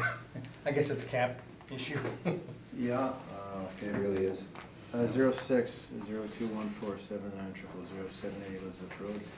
Road 2020, April 1st, 18, reference 7,315,000. Assessed value, built 59, 71 suites, 58 outdoor parking stalls. Cap has been modeled at 5.3, so with 387,714. Net operating income we're getting, our value. So, done by age and area, signed by the model.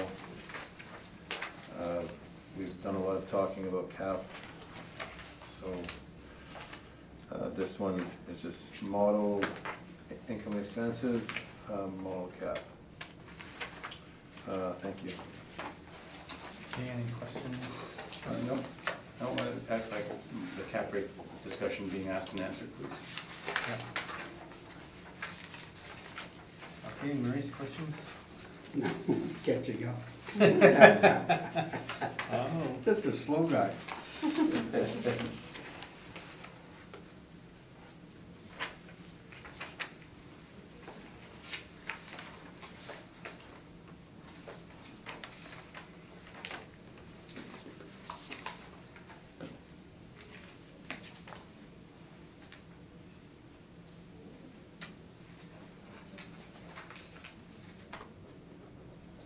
I'm okay. Lynn? No question. Okay, so you're, notice your cap rate going up 0.3% for significantly older buildings. Is that, Yeah, it's based on age and area, so for this, age of area, building, and also building size. So for 46 to 59 and 60 to 74, 15,000 square feet plus for a 59 building, in this region gets a 5.3. okay, that's no question then, so you can proceed. Thanks, Mr. Chairman. The debate then comes down, we were only $6,000 out on our NOI, so as I mentioned, I'm comfortable with the NOI in this case that the department is suggesting, and I leave it to cap. We are asking, in terms of page 7 of our materials, this is a 1959 building, so as per our study, we're asking for 6.25% for buildings of this vintage. And if one takes the, I'll give the board a revised figure, the 387,714 and capped at 625, that revised value is 6,203,424, rounded to 6,203,000. Thank you. Okay, any questions of We've talked about cap already, so I'm just gonna roll those forward. Okay, Lynn, any questions? Bryce, No, thank you. you want this property? Okay. Thank you. 1,000 Archibald.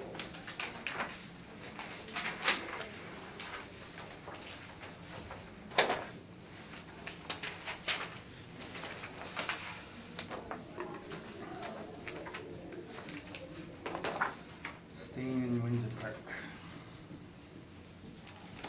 Or thereabouts. You can proceed. Okay, 060, 222, 9,000, 1,000 Archibald. Apartment built in 1964, 22 suites, 22 outdoor parking spots. Page 2 shows they've been good in handing in the mailer.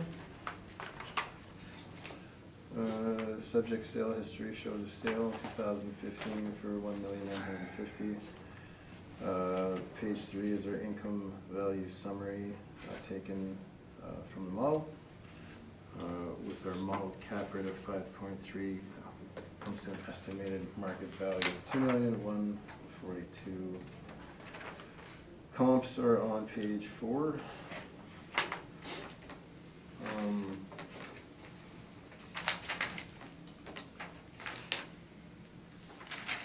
They bracket the property in terms of rents.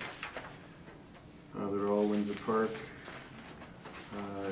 They are a bit newer than the subject property. They are a mix of 1 and 2 bedroom units as well. Page 5 is the income and expenses. So add the income and expenses for 16 and 17. I just looked at the actuals.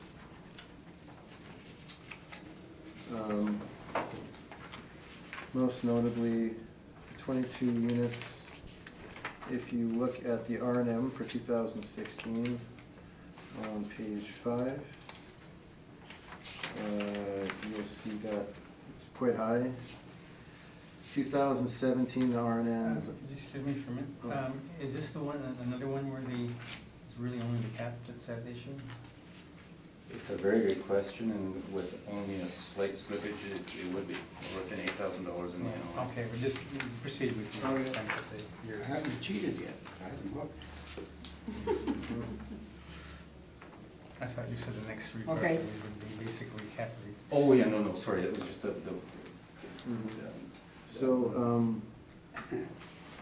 so with the R&M, we've got 102,000, and that seems quite high for a 22 unit building. The R&M for 2017, 26, 1,088. We've got supplies slated separately. So the supplies on top of that will be on an average another additional $2,001, so that would put it over $1,200 a unit. I used the most recent taxes, I was just comparing it. So for the expenses and everything, comes out to a net operating income of $102,000, and we had a net operating income of $113,000. So with the 5.3 cap, looks like we're a touch high. So the value in green is $1,940,000, which is closer to what it's showing on an actual basis. So that's something that I would recommend today. So you're looking at, we're at $1,940,000? Yeah, rounded.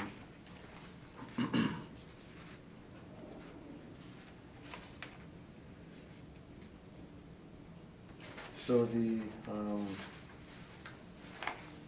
cap rates we've talked about are on page 6 and 6A.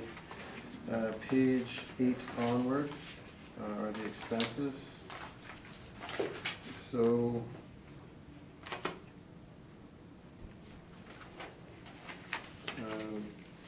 you'll see that looks like they did quite a lot of work for building repairs and maintenance on page 12 for the 2016.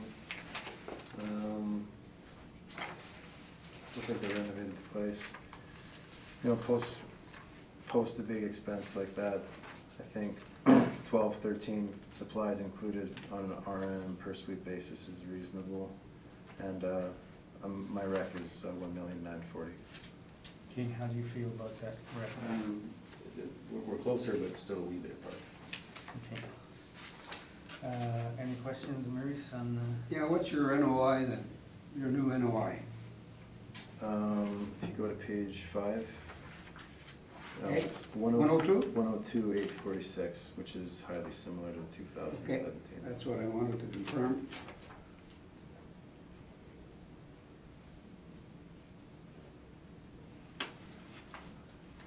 Okay, thank you. Okay, any questions? No, thanks, that was my question as well. Okay. I have no questions, so you can proceed. Thanks, Mr. Chairman.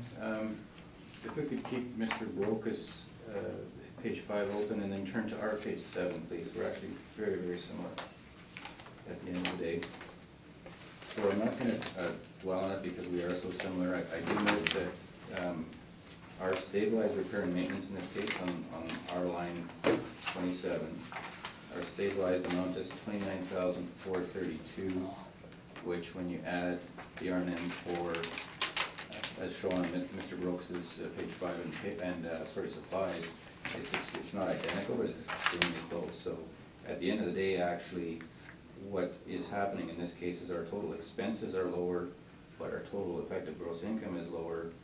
Our NOI that we're suggesting, if you look at our page 7 on line 33, is $105,526.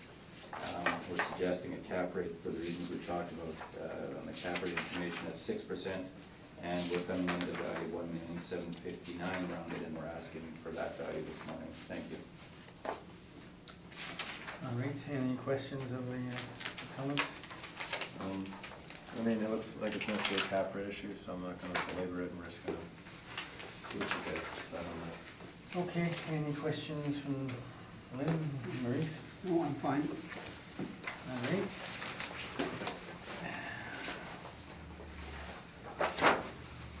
$1037 Beaver Hill, finishing on Beaver Hill Boulevard. 1037 to start.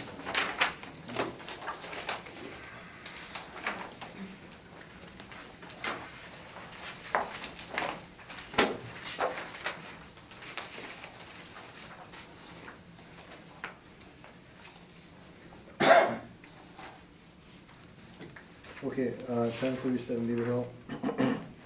Roll number 06 007 331 500.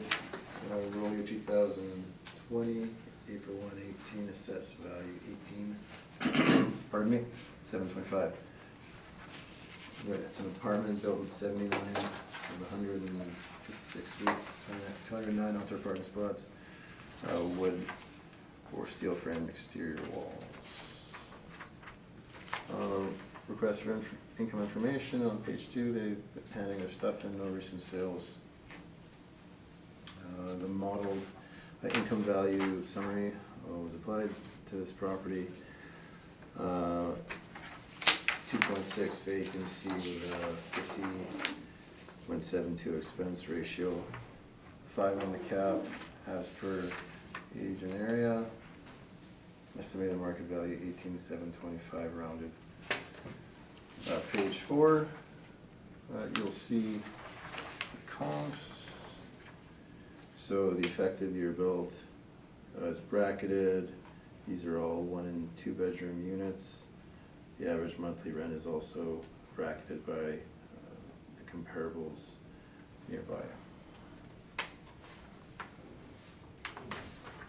So again, I was able to do some stabilization just to compare, see how it fits in with the model. So took all the numbers from the income and expense statements, which I have included on page 8. going today over to the end of the reef. So we have, I used the most recent potential gross income. The vacancy was pretty close to what the model was. So I didn't make a change, I just used the model on stabilized. Effective gross income, 821. Management was at 5% as per usual. Utilities look good at 9.5% of effective gross income. R&M, 1,600 a unit. In our opinion, it's getting up there, but it's not something that is, north of 2,000, where it'd be really something that would be a cause for an alarm.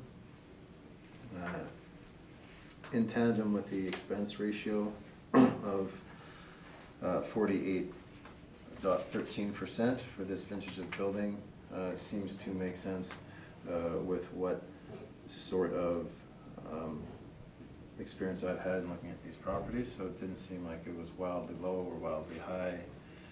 So it seems like it's fitting in pretty well based on the overall. The net operating income, 944, 767. Our net operating income is 936, 239. So capped, for the values are highly similar, so I wasn't gonna make a change. That's my evidence, thank you. Any questions? Sure, so Mr. Brokus, again, to be clear, that on page 3, that valuation that we presented this morning is, makes a significant impact on I picked that 2016. out too. Did you? The hydro, for 2016, I think you've missed a digit, and the correct number should be 71,899. Yeah. And an 875 for 16 and 905 is an NOI for 17, correct? Yes. Okay. Now, the,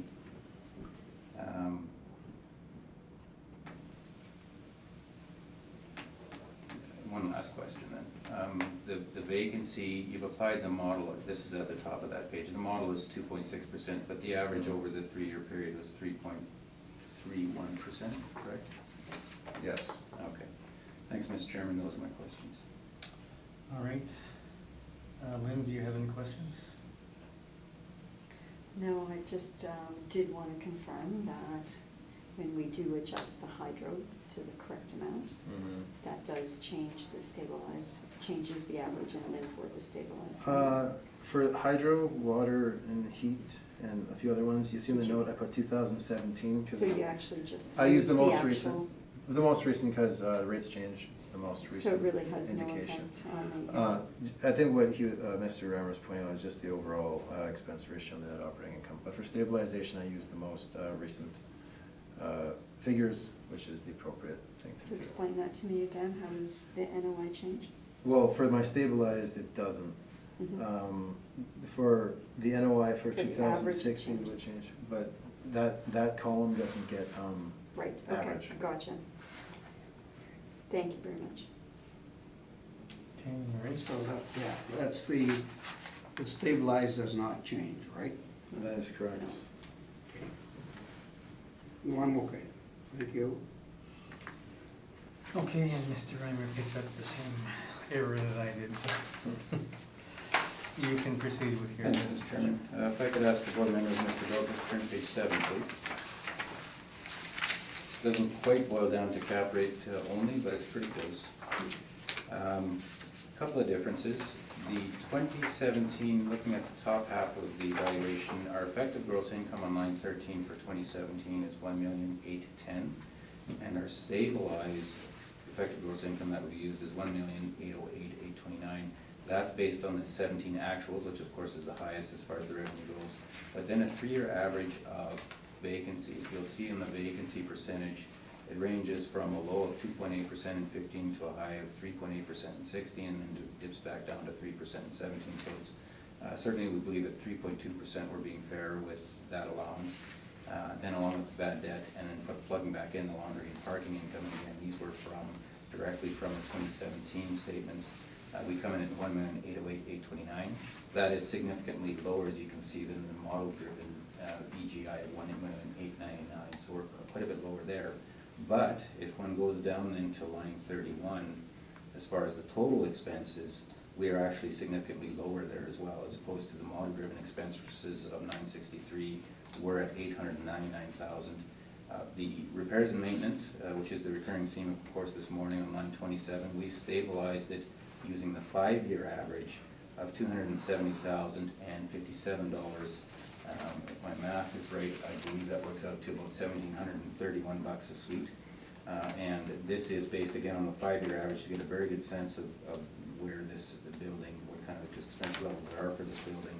And we believe that's being fair. And with the rest of the expenses, pardon me, as shown there, we ultimately come up with a net operating income of $909,776. Using those figures and capped at 6%, coming at $15,163,000 rounded, and ask the board to over accordingly. Thank you.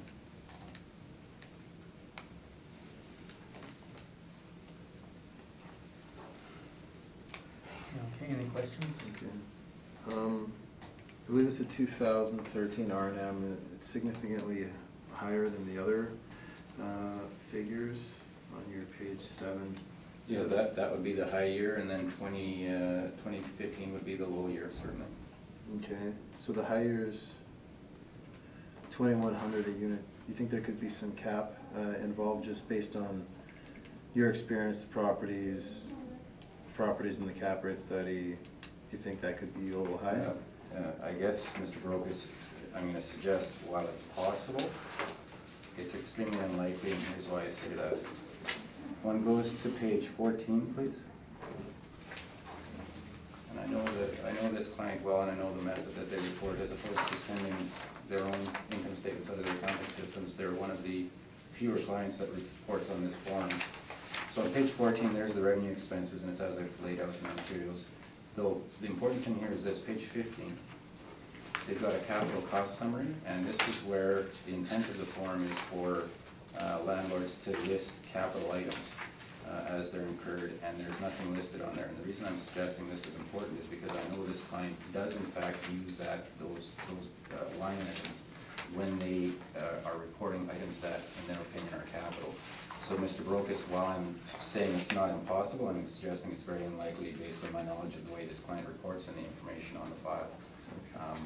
So, again, we think the 270 is a stabilized amount. It's not 327. We think it's being fair on the 5-year average. Do they include a mailer for 13 in the brief? I did not. No. Okay. No, the 13 and 14 are items that were directly transferred from our previous cycle. Okay.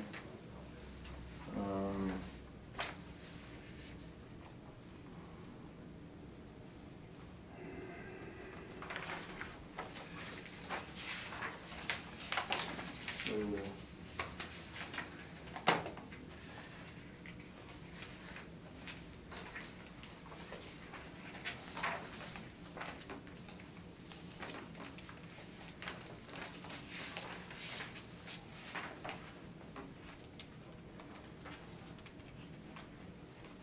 I know it's something small, but could the other and miscellaneous and bad debt, are those lumped together? And then bad debt was separated on page, you have the I'm looking at mine now. So your page 15? Yeah, 15, so it's got miscellaneous and bad debt. 3,023, yeah. 3479. Oh, I'm sorry. For the expenses, on the expense side, like it looks like it was indicated there, and then on the bad debt side, 3023, and then you've included 3023 on the other bad debt, which is what's indicated, and then for the other, it looks like, should that number not have been subtracted from 3479? They're listing it as two separate figures, so I'm going to suggest, it's a very good question, because they've got it indicated as miscellaneous / bad debt. I guess I'm still comfortable with the two separate figures because they're very different. I mean, one's 3479, one's 3023, and they've also reported them separately. If I were to guess, I'd say it's expenses they incurred in chasing a bad debt or something like that. I don't know. But because they've got specific different numbers on the two line items, and knowing the sophistication of this client, I'm pretty comfortable with it, but your point's well received that they've labeled it as bad debt. I don't believe it is a duplicate though. Okay, those are my questions, thank you. Okay, Maurice, any questions? No, thank you. Lynn? No questions?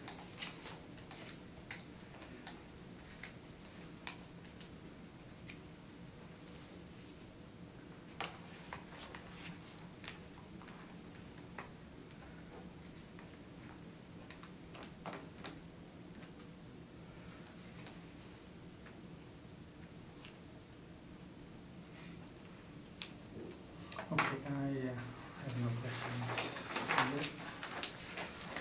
Now that I'm done my ciphering.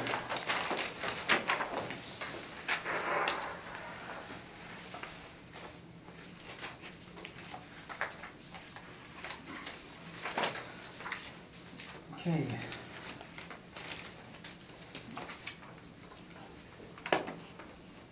Okay, And we're at 10:31 Beaver Hill. 1031 Beaver Hill, 06 007 333500. April 1, 18 value 18,242 rounded, 1979. 168 suites, 202 outdoor parking spots, wood or steel frame exterior walls. 2 is our request for information, page 3 is our income value summary.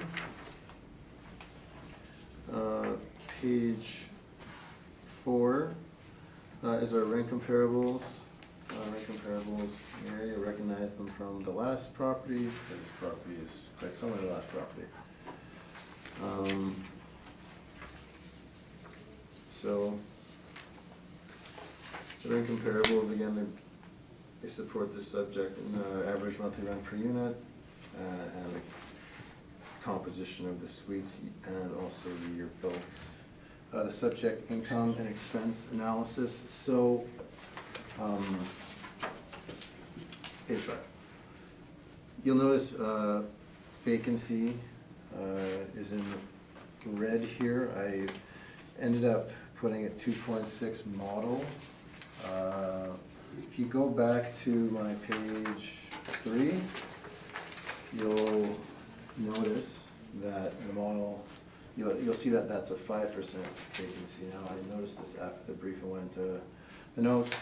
It looks like this property itself has had some higher vacancy, so someone had put an override on the property for at 5. So it should be 5. The appellant is using 5.5, which is the most recent. I think that's pretty fair, to be honest. So I would, for my page 5 workup, I would agree with their effective gross income of 1,769,032. Just correcting my error that I caught before. So I'll get into the total calculation on that. So let's see here. So that changes the management slightly downwards to the 88,452, which the appellant had. The change in expenses, I'm just going to give you the overall change. So like I said, the income changing to 1,769,032. Given the change would affect 5% management. The revised expense total, 853,452. So it's a slight difference on the expenses. Okay.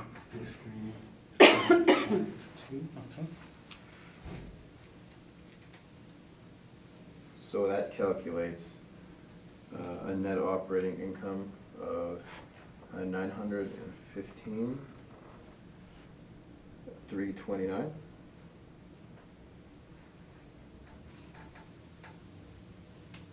With the 5 cap, that comes out to 18,307,000. So, much like the model, in terms of what we have, so that 19 that I had initially was overstated based on my not catching the vacancy override at the time of submission. So, carrying on down the stabilized column, again, the main difference in this property was looking at the repair and maintenance on this one. So you'll see the 3 years, we got 262, 371, and 390. So that's an average of 341, 478. So if you took that average and divided it by 168, that would be 2,032, which is quite high, higher than we're typically seeing. That's several times higher than most properties in the Altus cap rate study. So what I did is, given similarity to the last property and how I stabilized that one at 1,600 a unit, that 1037 Beaver Hill, that's the figure I used. So I used 1,600 a unit on it. Seemed more reasonable to me. Everything else was stabilized in accordance with the information provided. So given that the revised figure supports the 18,307, the revised figure I previously given supports the model value of 18,242, I didn't make a change. That's my evidence. Thank you. Any questions? Thanks, Mr. Chairman. So staying on your page, again, I won't even, the valuation this morning fundamentally is a function of the model top to bottom, correct? Other than this property Yeah. where I was given, then yeah. Okay, so model driven now, and going into your page 5, appreciate the EGI, your commentary on that, so I won't dwell on that at all. We'll agree, it's 1,769,000 would be 2. But I guess, Mr. Brokus, now you mentioned the R&M, but firstly then, just to be clear, on the stabilized 249,600, right beside it, it says average, but that's not an average then? No, that is correct. And Okay, that- so let's delete that reference. And I knew it wasn't, I just want to make sure. Yeah. Okay, so you've applied $1,600 a unit. Yeah, as per the last property. Okay, now you're aware though, recall, the last property on Beaver Hill, the average R&M based on a 5-year average was 1,731 per door, right? Based on, just assuming the 5-year average was in play there.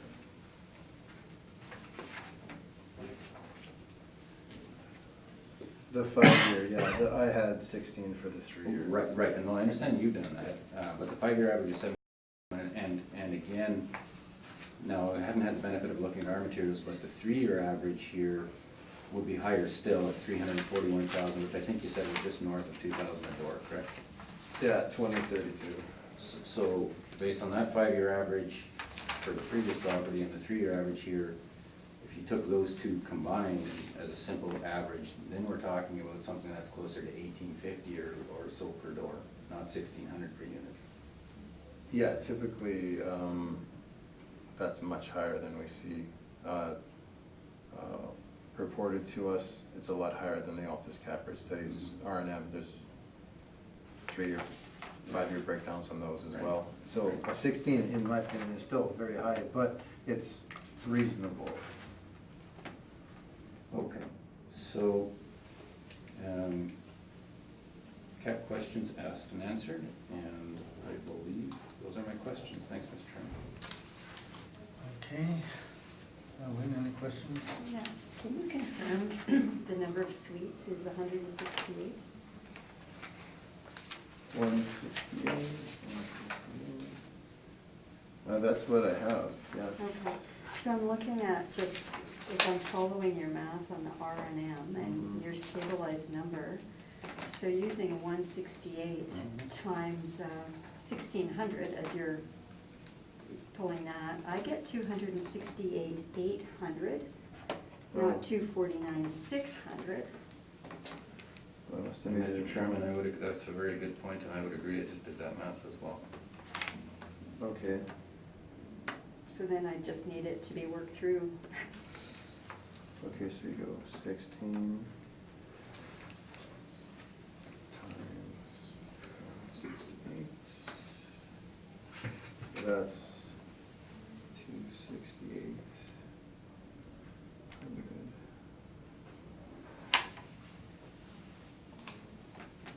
So if you take 268, So that's 19,200, right?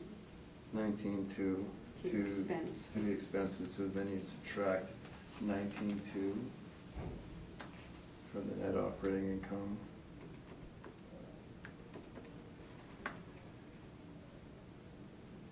And I'm getting 945, 956, and if you divide that by 0.05,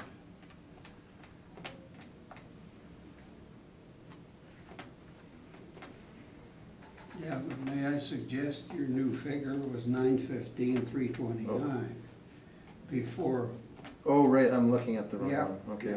okay, before Lynn raised that point. Yes, You were at yes. 915,329, right? Right. Mhm. Okay, now we're deducting how much? 19,200. 19,200? Okay,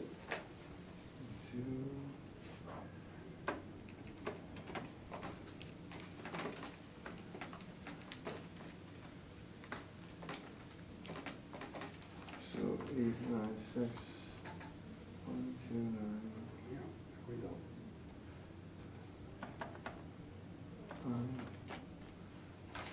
So we've got 17,922,580, or 17,923. Percentage-wise, we're pretty close to what the model is putting out. So,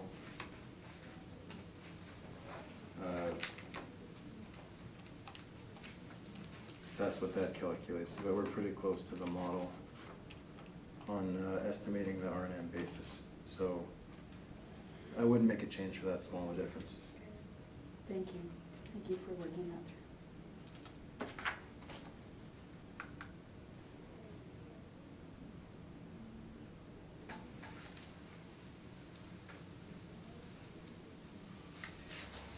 Okay, Maurice, any questions? No, I'm okay, thank you. Okay, and I have no questions, so you can proceed. Thank you, Mr. Chairman. If we could please turn to page 7 of our materials. And as is usually the case, and actually, Mr. Brokus explicitly had mentioned the 1,769,032 is effective gross income, so there's no need to spend time on that. So the difference, of course, is expenses, and within the expenses, the primary difference, I believe, relates to repairs and maintenance. Line 27 of our evaluation on that page, you can see there the stabilized amount that we've used, it's a 5-year average, is $311,324, and that works out to $1,853 per door.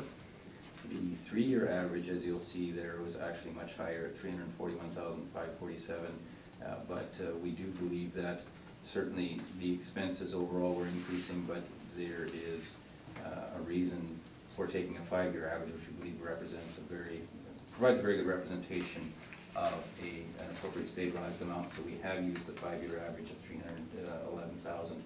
That is still, I believe, about 50,000, not quite, 45,000 higher than Mr. Brokus has presented this morning. So that would account for the vast majority of the difference in the expenses. And we're asking, though, that the board apply that 5-year average, $1,853 per door, consistent with the previous property and managed and owned by the same group. And again, very competent managers. and suggesting, for the reasons we've talked about, was to cap that at 6% and coming in at 14,228,000. Thank you. Any questions? I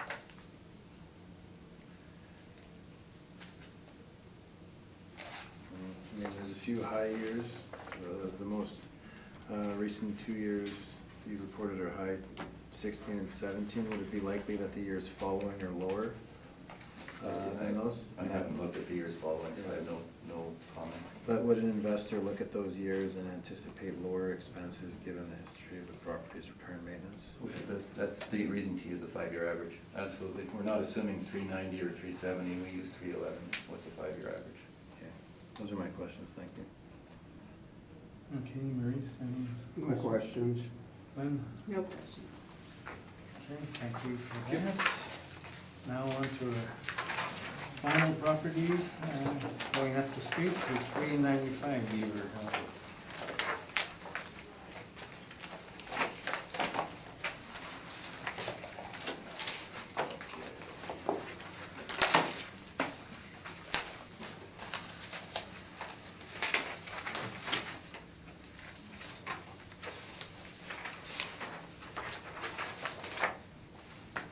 So you can proceed. 395 Beaver Hill, 06093309 400.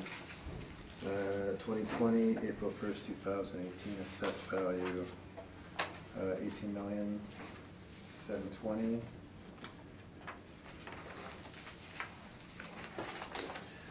Built in 1997, 71 suites, 23 outdoor parking spots. Just getting some notes on this property.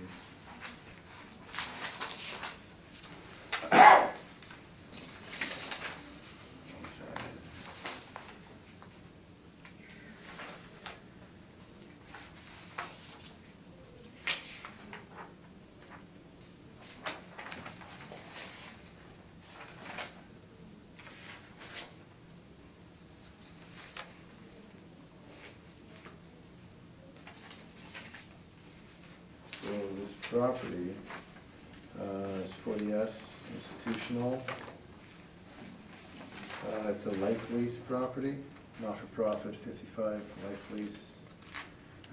Page 30 shows their license to operate a solar in provisions with the elderly and infirm persons housing act. So that's why they have the 40 classification on it. Page 2 shows that they've been handling the mailers. Page 3 shows the income value summary on the property. Model parameters were used. Effective gross income of $1,094,984. Expenses of $509,387. Net operating income of $585,497 with a 5% cap rate. As per a 1997 property in this area, generates $11,712,000. If you look at my comparables on page 4, you'll see that 4 comparables were provided. Having a little time yesterday to look at the comparables. Comparables 1, 2, and 4, they've had some work done to them. They appear to have been renovated, so I would not bear weight on those in terms of using them as an indication of average monthly rent. 224 Kearney, I looked up last night and saw that it had some renovations. Pictures, however, not extensively. Wood frame windows, wood paneling, bathroom, tile floor, very basic. It looks like a 1990s property on the inside. Not granite, not tile floor. Looks vinyl to me. So Kearney, looking at the rents of the Kearney property. 42 one bedroom, 84 2-bedroom, no 3-bedroom. It's reporting with a gross floor area per suite of 927, an average monthly rent of 1286. The subject property, it has 3-bedroom suites, and in ratio to the 1-bedroom units, there's more 2-bedroom units than the 1-bedroom units. The gross floor area per unit of the subject property at 1431. It seems a bit high, given the nature of the property. Most likely that's brought up by some common area, given that it's a 55 plus life lease. I would, if we were looking at a gross, if we're looking at an actual unit size, I believe that it would be smaller, and that figure would be much closer to 229 Kearney. So, though it is only one rent, I believe that one rent does support the subject property's rents. The location is on page 5. In my opinion, it's a good location. It's got the same creek to the west of it. It's tucked in Beaver Hill Boulevard there, and there's actually some multifamily development going on right now next door. I've been to the site.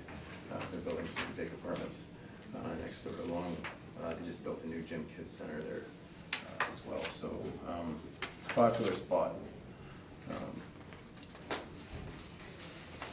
I did an expense analysis on the property.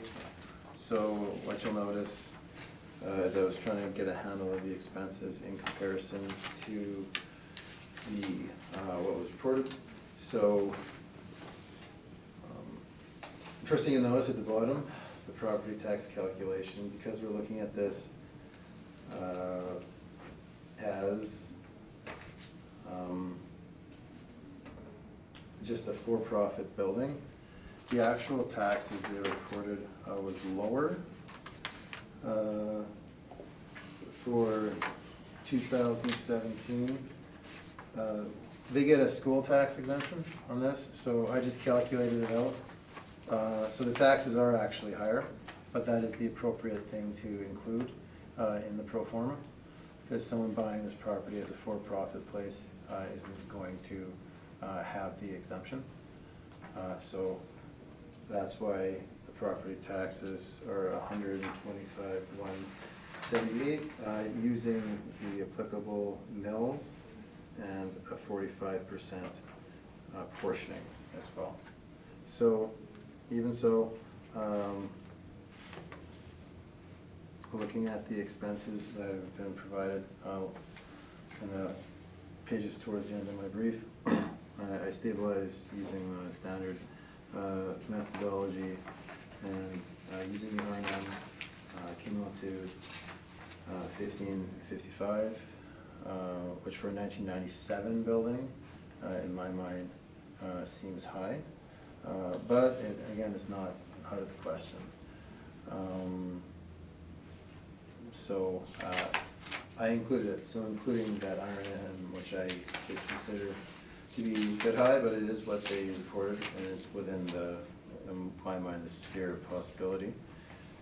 The expenses I calculated out to 509, 55. Our model expenses are highly similar, so I didn't make a change. Thank you. Okay, questions? Thanks, Mr. Chairman. Mr. Brockus, on page 3 then, that's a model-driven valuation all the way from top to bottom, including cap, correct? Yes. Okay. Can you turn briefly to page 4 then? So, and I do appreciate your forthright comments. So if I understood right, comps numbers 1, 2, and 4 have had significant work done on them. Is that kind of what you thought? Yeah, I looked at pictures like last night, and it would be wrong to use those as a comparison, but I did look at Kearney as well. Yeah. So Kearney is applicable. Okay, no, but the effect of the renovations and on it, and as far as the work that's been done, that would have a tendency, we could agree that would have a tendency to increase the rents post-renovation. Yeah, given that it was a 72, It wouldn't, the effective year built, I would put it up near what the subject property's effective year built is. Okay, okay. Now, you mentioned you wouldn't make a change, but, sorry, in comps one, and I won't belabor this, but comps 1 and 4 you mentioned include heat. So if you took the heat out of the calculation of the income, that would have the effect of reducing the rate per door, correct? Like if you assume that the heat was paid by the landlord, then what they get net of heat is lower still. So the heat's included in the rent, yeah. For comps 1 and 4. Yeah. I wouldn't look at those ones because. Yeah, no, understood. Thanks, Mr. Chairman, those are my questions. Okay, Maurice, questions? No questions, thank you. Any questions? Okay, so you can proceed then. Thanks, Mr. Chairman. Could I ask the board and Mr. Brokus to turn to page 7 initially? So actually, the rate in this particular case relates certainly more to income and less to expenses. As you can see, to summarize the positions, the respective positions on that page 7 at line 13, our effective gross income is about 140,000, not quite, but close to 140,000 less than the department's model driven effect, EGI. And similarly, though, our total expenses at line 31, we are about $32,000 lower than what the department's model has indicated. So the upshot of all of that, though, particularly because of the lower EGI, our NOI, net operating income, we're calculating at line 33, is $479,264. That certainly is significantly lower than the department's model-driven NOI of $585, and that's a function of a difference of opinion on the effect, how to calculate an effective gross income. Capped at 6%, our value then is $7,988,000. So the question then arises how we got to our calculation of the effective gross income. If I could ask the board and Mr. Brokus to turn to page 5. As Mr. Brokus has pointed out, it's a non-profit like lease, so the actual revenue in 2017, I'm at the middle of the page now, the actual revenue was $917,518. We're not suggesting that as a market rent, but what we've done instead is we've come up with a calculation of $974,664, that potential gross rents based on an average rent for all the suites, just taking the one average, of $1,144 a month. That in turn was based on the market indicators as set forth in the fall 2017 CMHC Winnipeg rental market report, and the relevant findings out of that report. The reports are attached, but I'll summarize it here. The relevant findings, if you look at the newer suites, and that's the first row in the first chart, that are built between 1990 and 2004, one bedroom average was $978, two bedroom was $1,173. Then if you look at the larger buildings, which this property falls into, the 50 to 99 units, the one bedroom average is $943, two bedrooms $1,181, three bedrooms $1,505. And if you look in our zone, the one bedroom's at $879, two bedroom $1,088, and the three bedroom $1,338. So at the bottom row of that chart, the one bedroom, when one looks at the average of those factors, which would be, we suggest, as significant valuation factors for determining the gross income, the average for one bedroom is $933. The average for two bedrooms is $1,147, and three bedroom $1,422. So then at the bottom of page 5, when one applies those rates to the suite mix that we've got here, the total potential gross suite income would be $974,664. So that's what we've applied, and then again, going back to page 7. So in the subject stabilized column at line 3, subject stabilized 974,664. So that is based on the CMHC statistics for the relevant factors in this area, and results in $1,144 per door. Then taking off 2.6% for vacancy, but then adding in for parking, commercial income, and miscellaneous income, we come up at a total effective gross income of $956,701. And again, our total expenses are $477,437, resulting in an NOI of $479,264, capped at our suggested rate of 6%, comes in at a value of $7,988,000, and that's our request this morning. Thank you. Questions?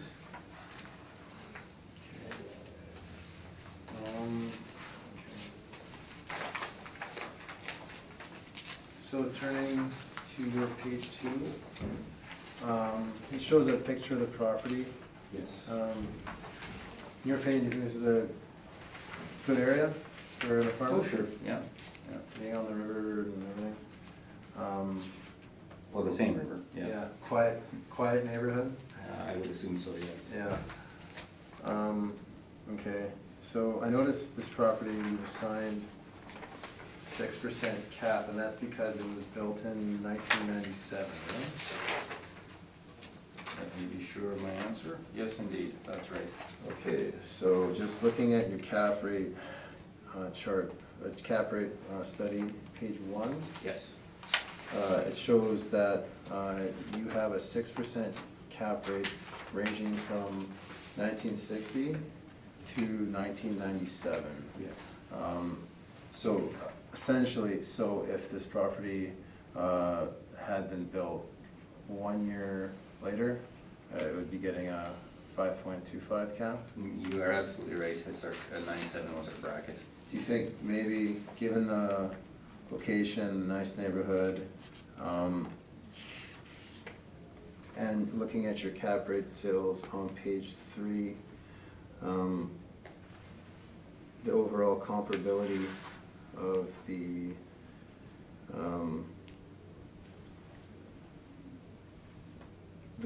newer buildings, the, Ward, Southview,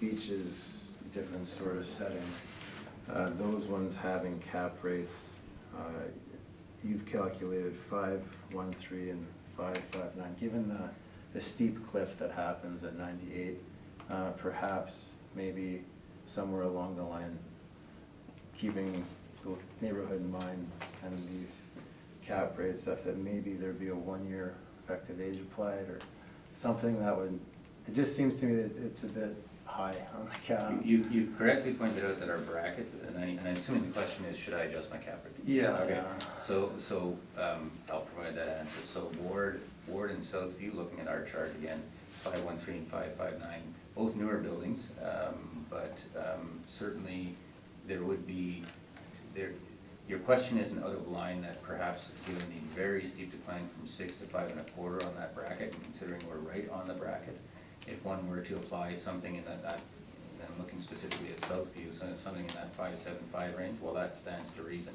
It's a newer building, but it's, it's a case where, there is I will admit that there's a steep decline of 75 points right on the bracket line, so I would agree with that mathematically. Okay. And then,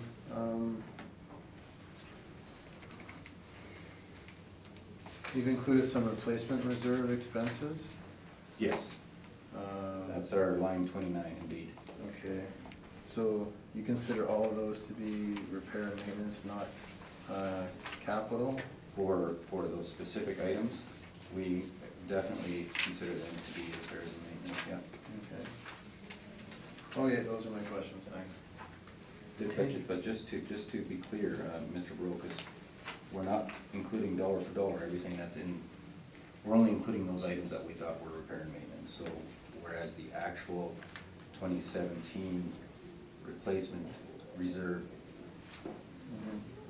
expenses were 54,881, we're using 20,687 as an example, okay? Thanks. Okay, and so, sir, just one last question, what's, including replacement reserve, what's the per suite R&M on this?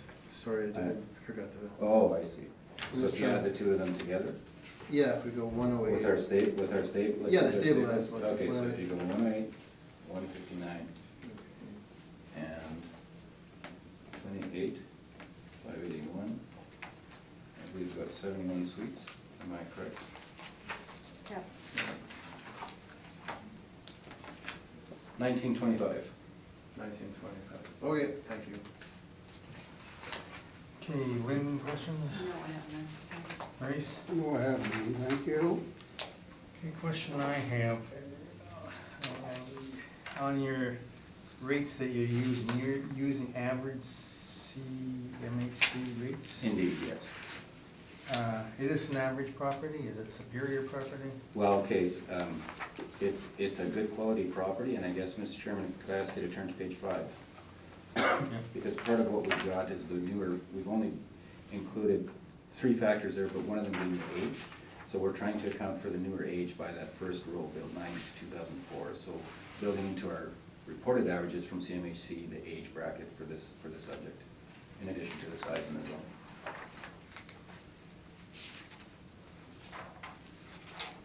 Okay. So the second line in the units of 50 to 99, is that again based on the newer build?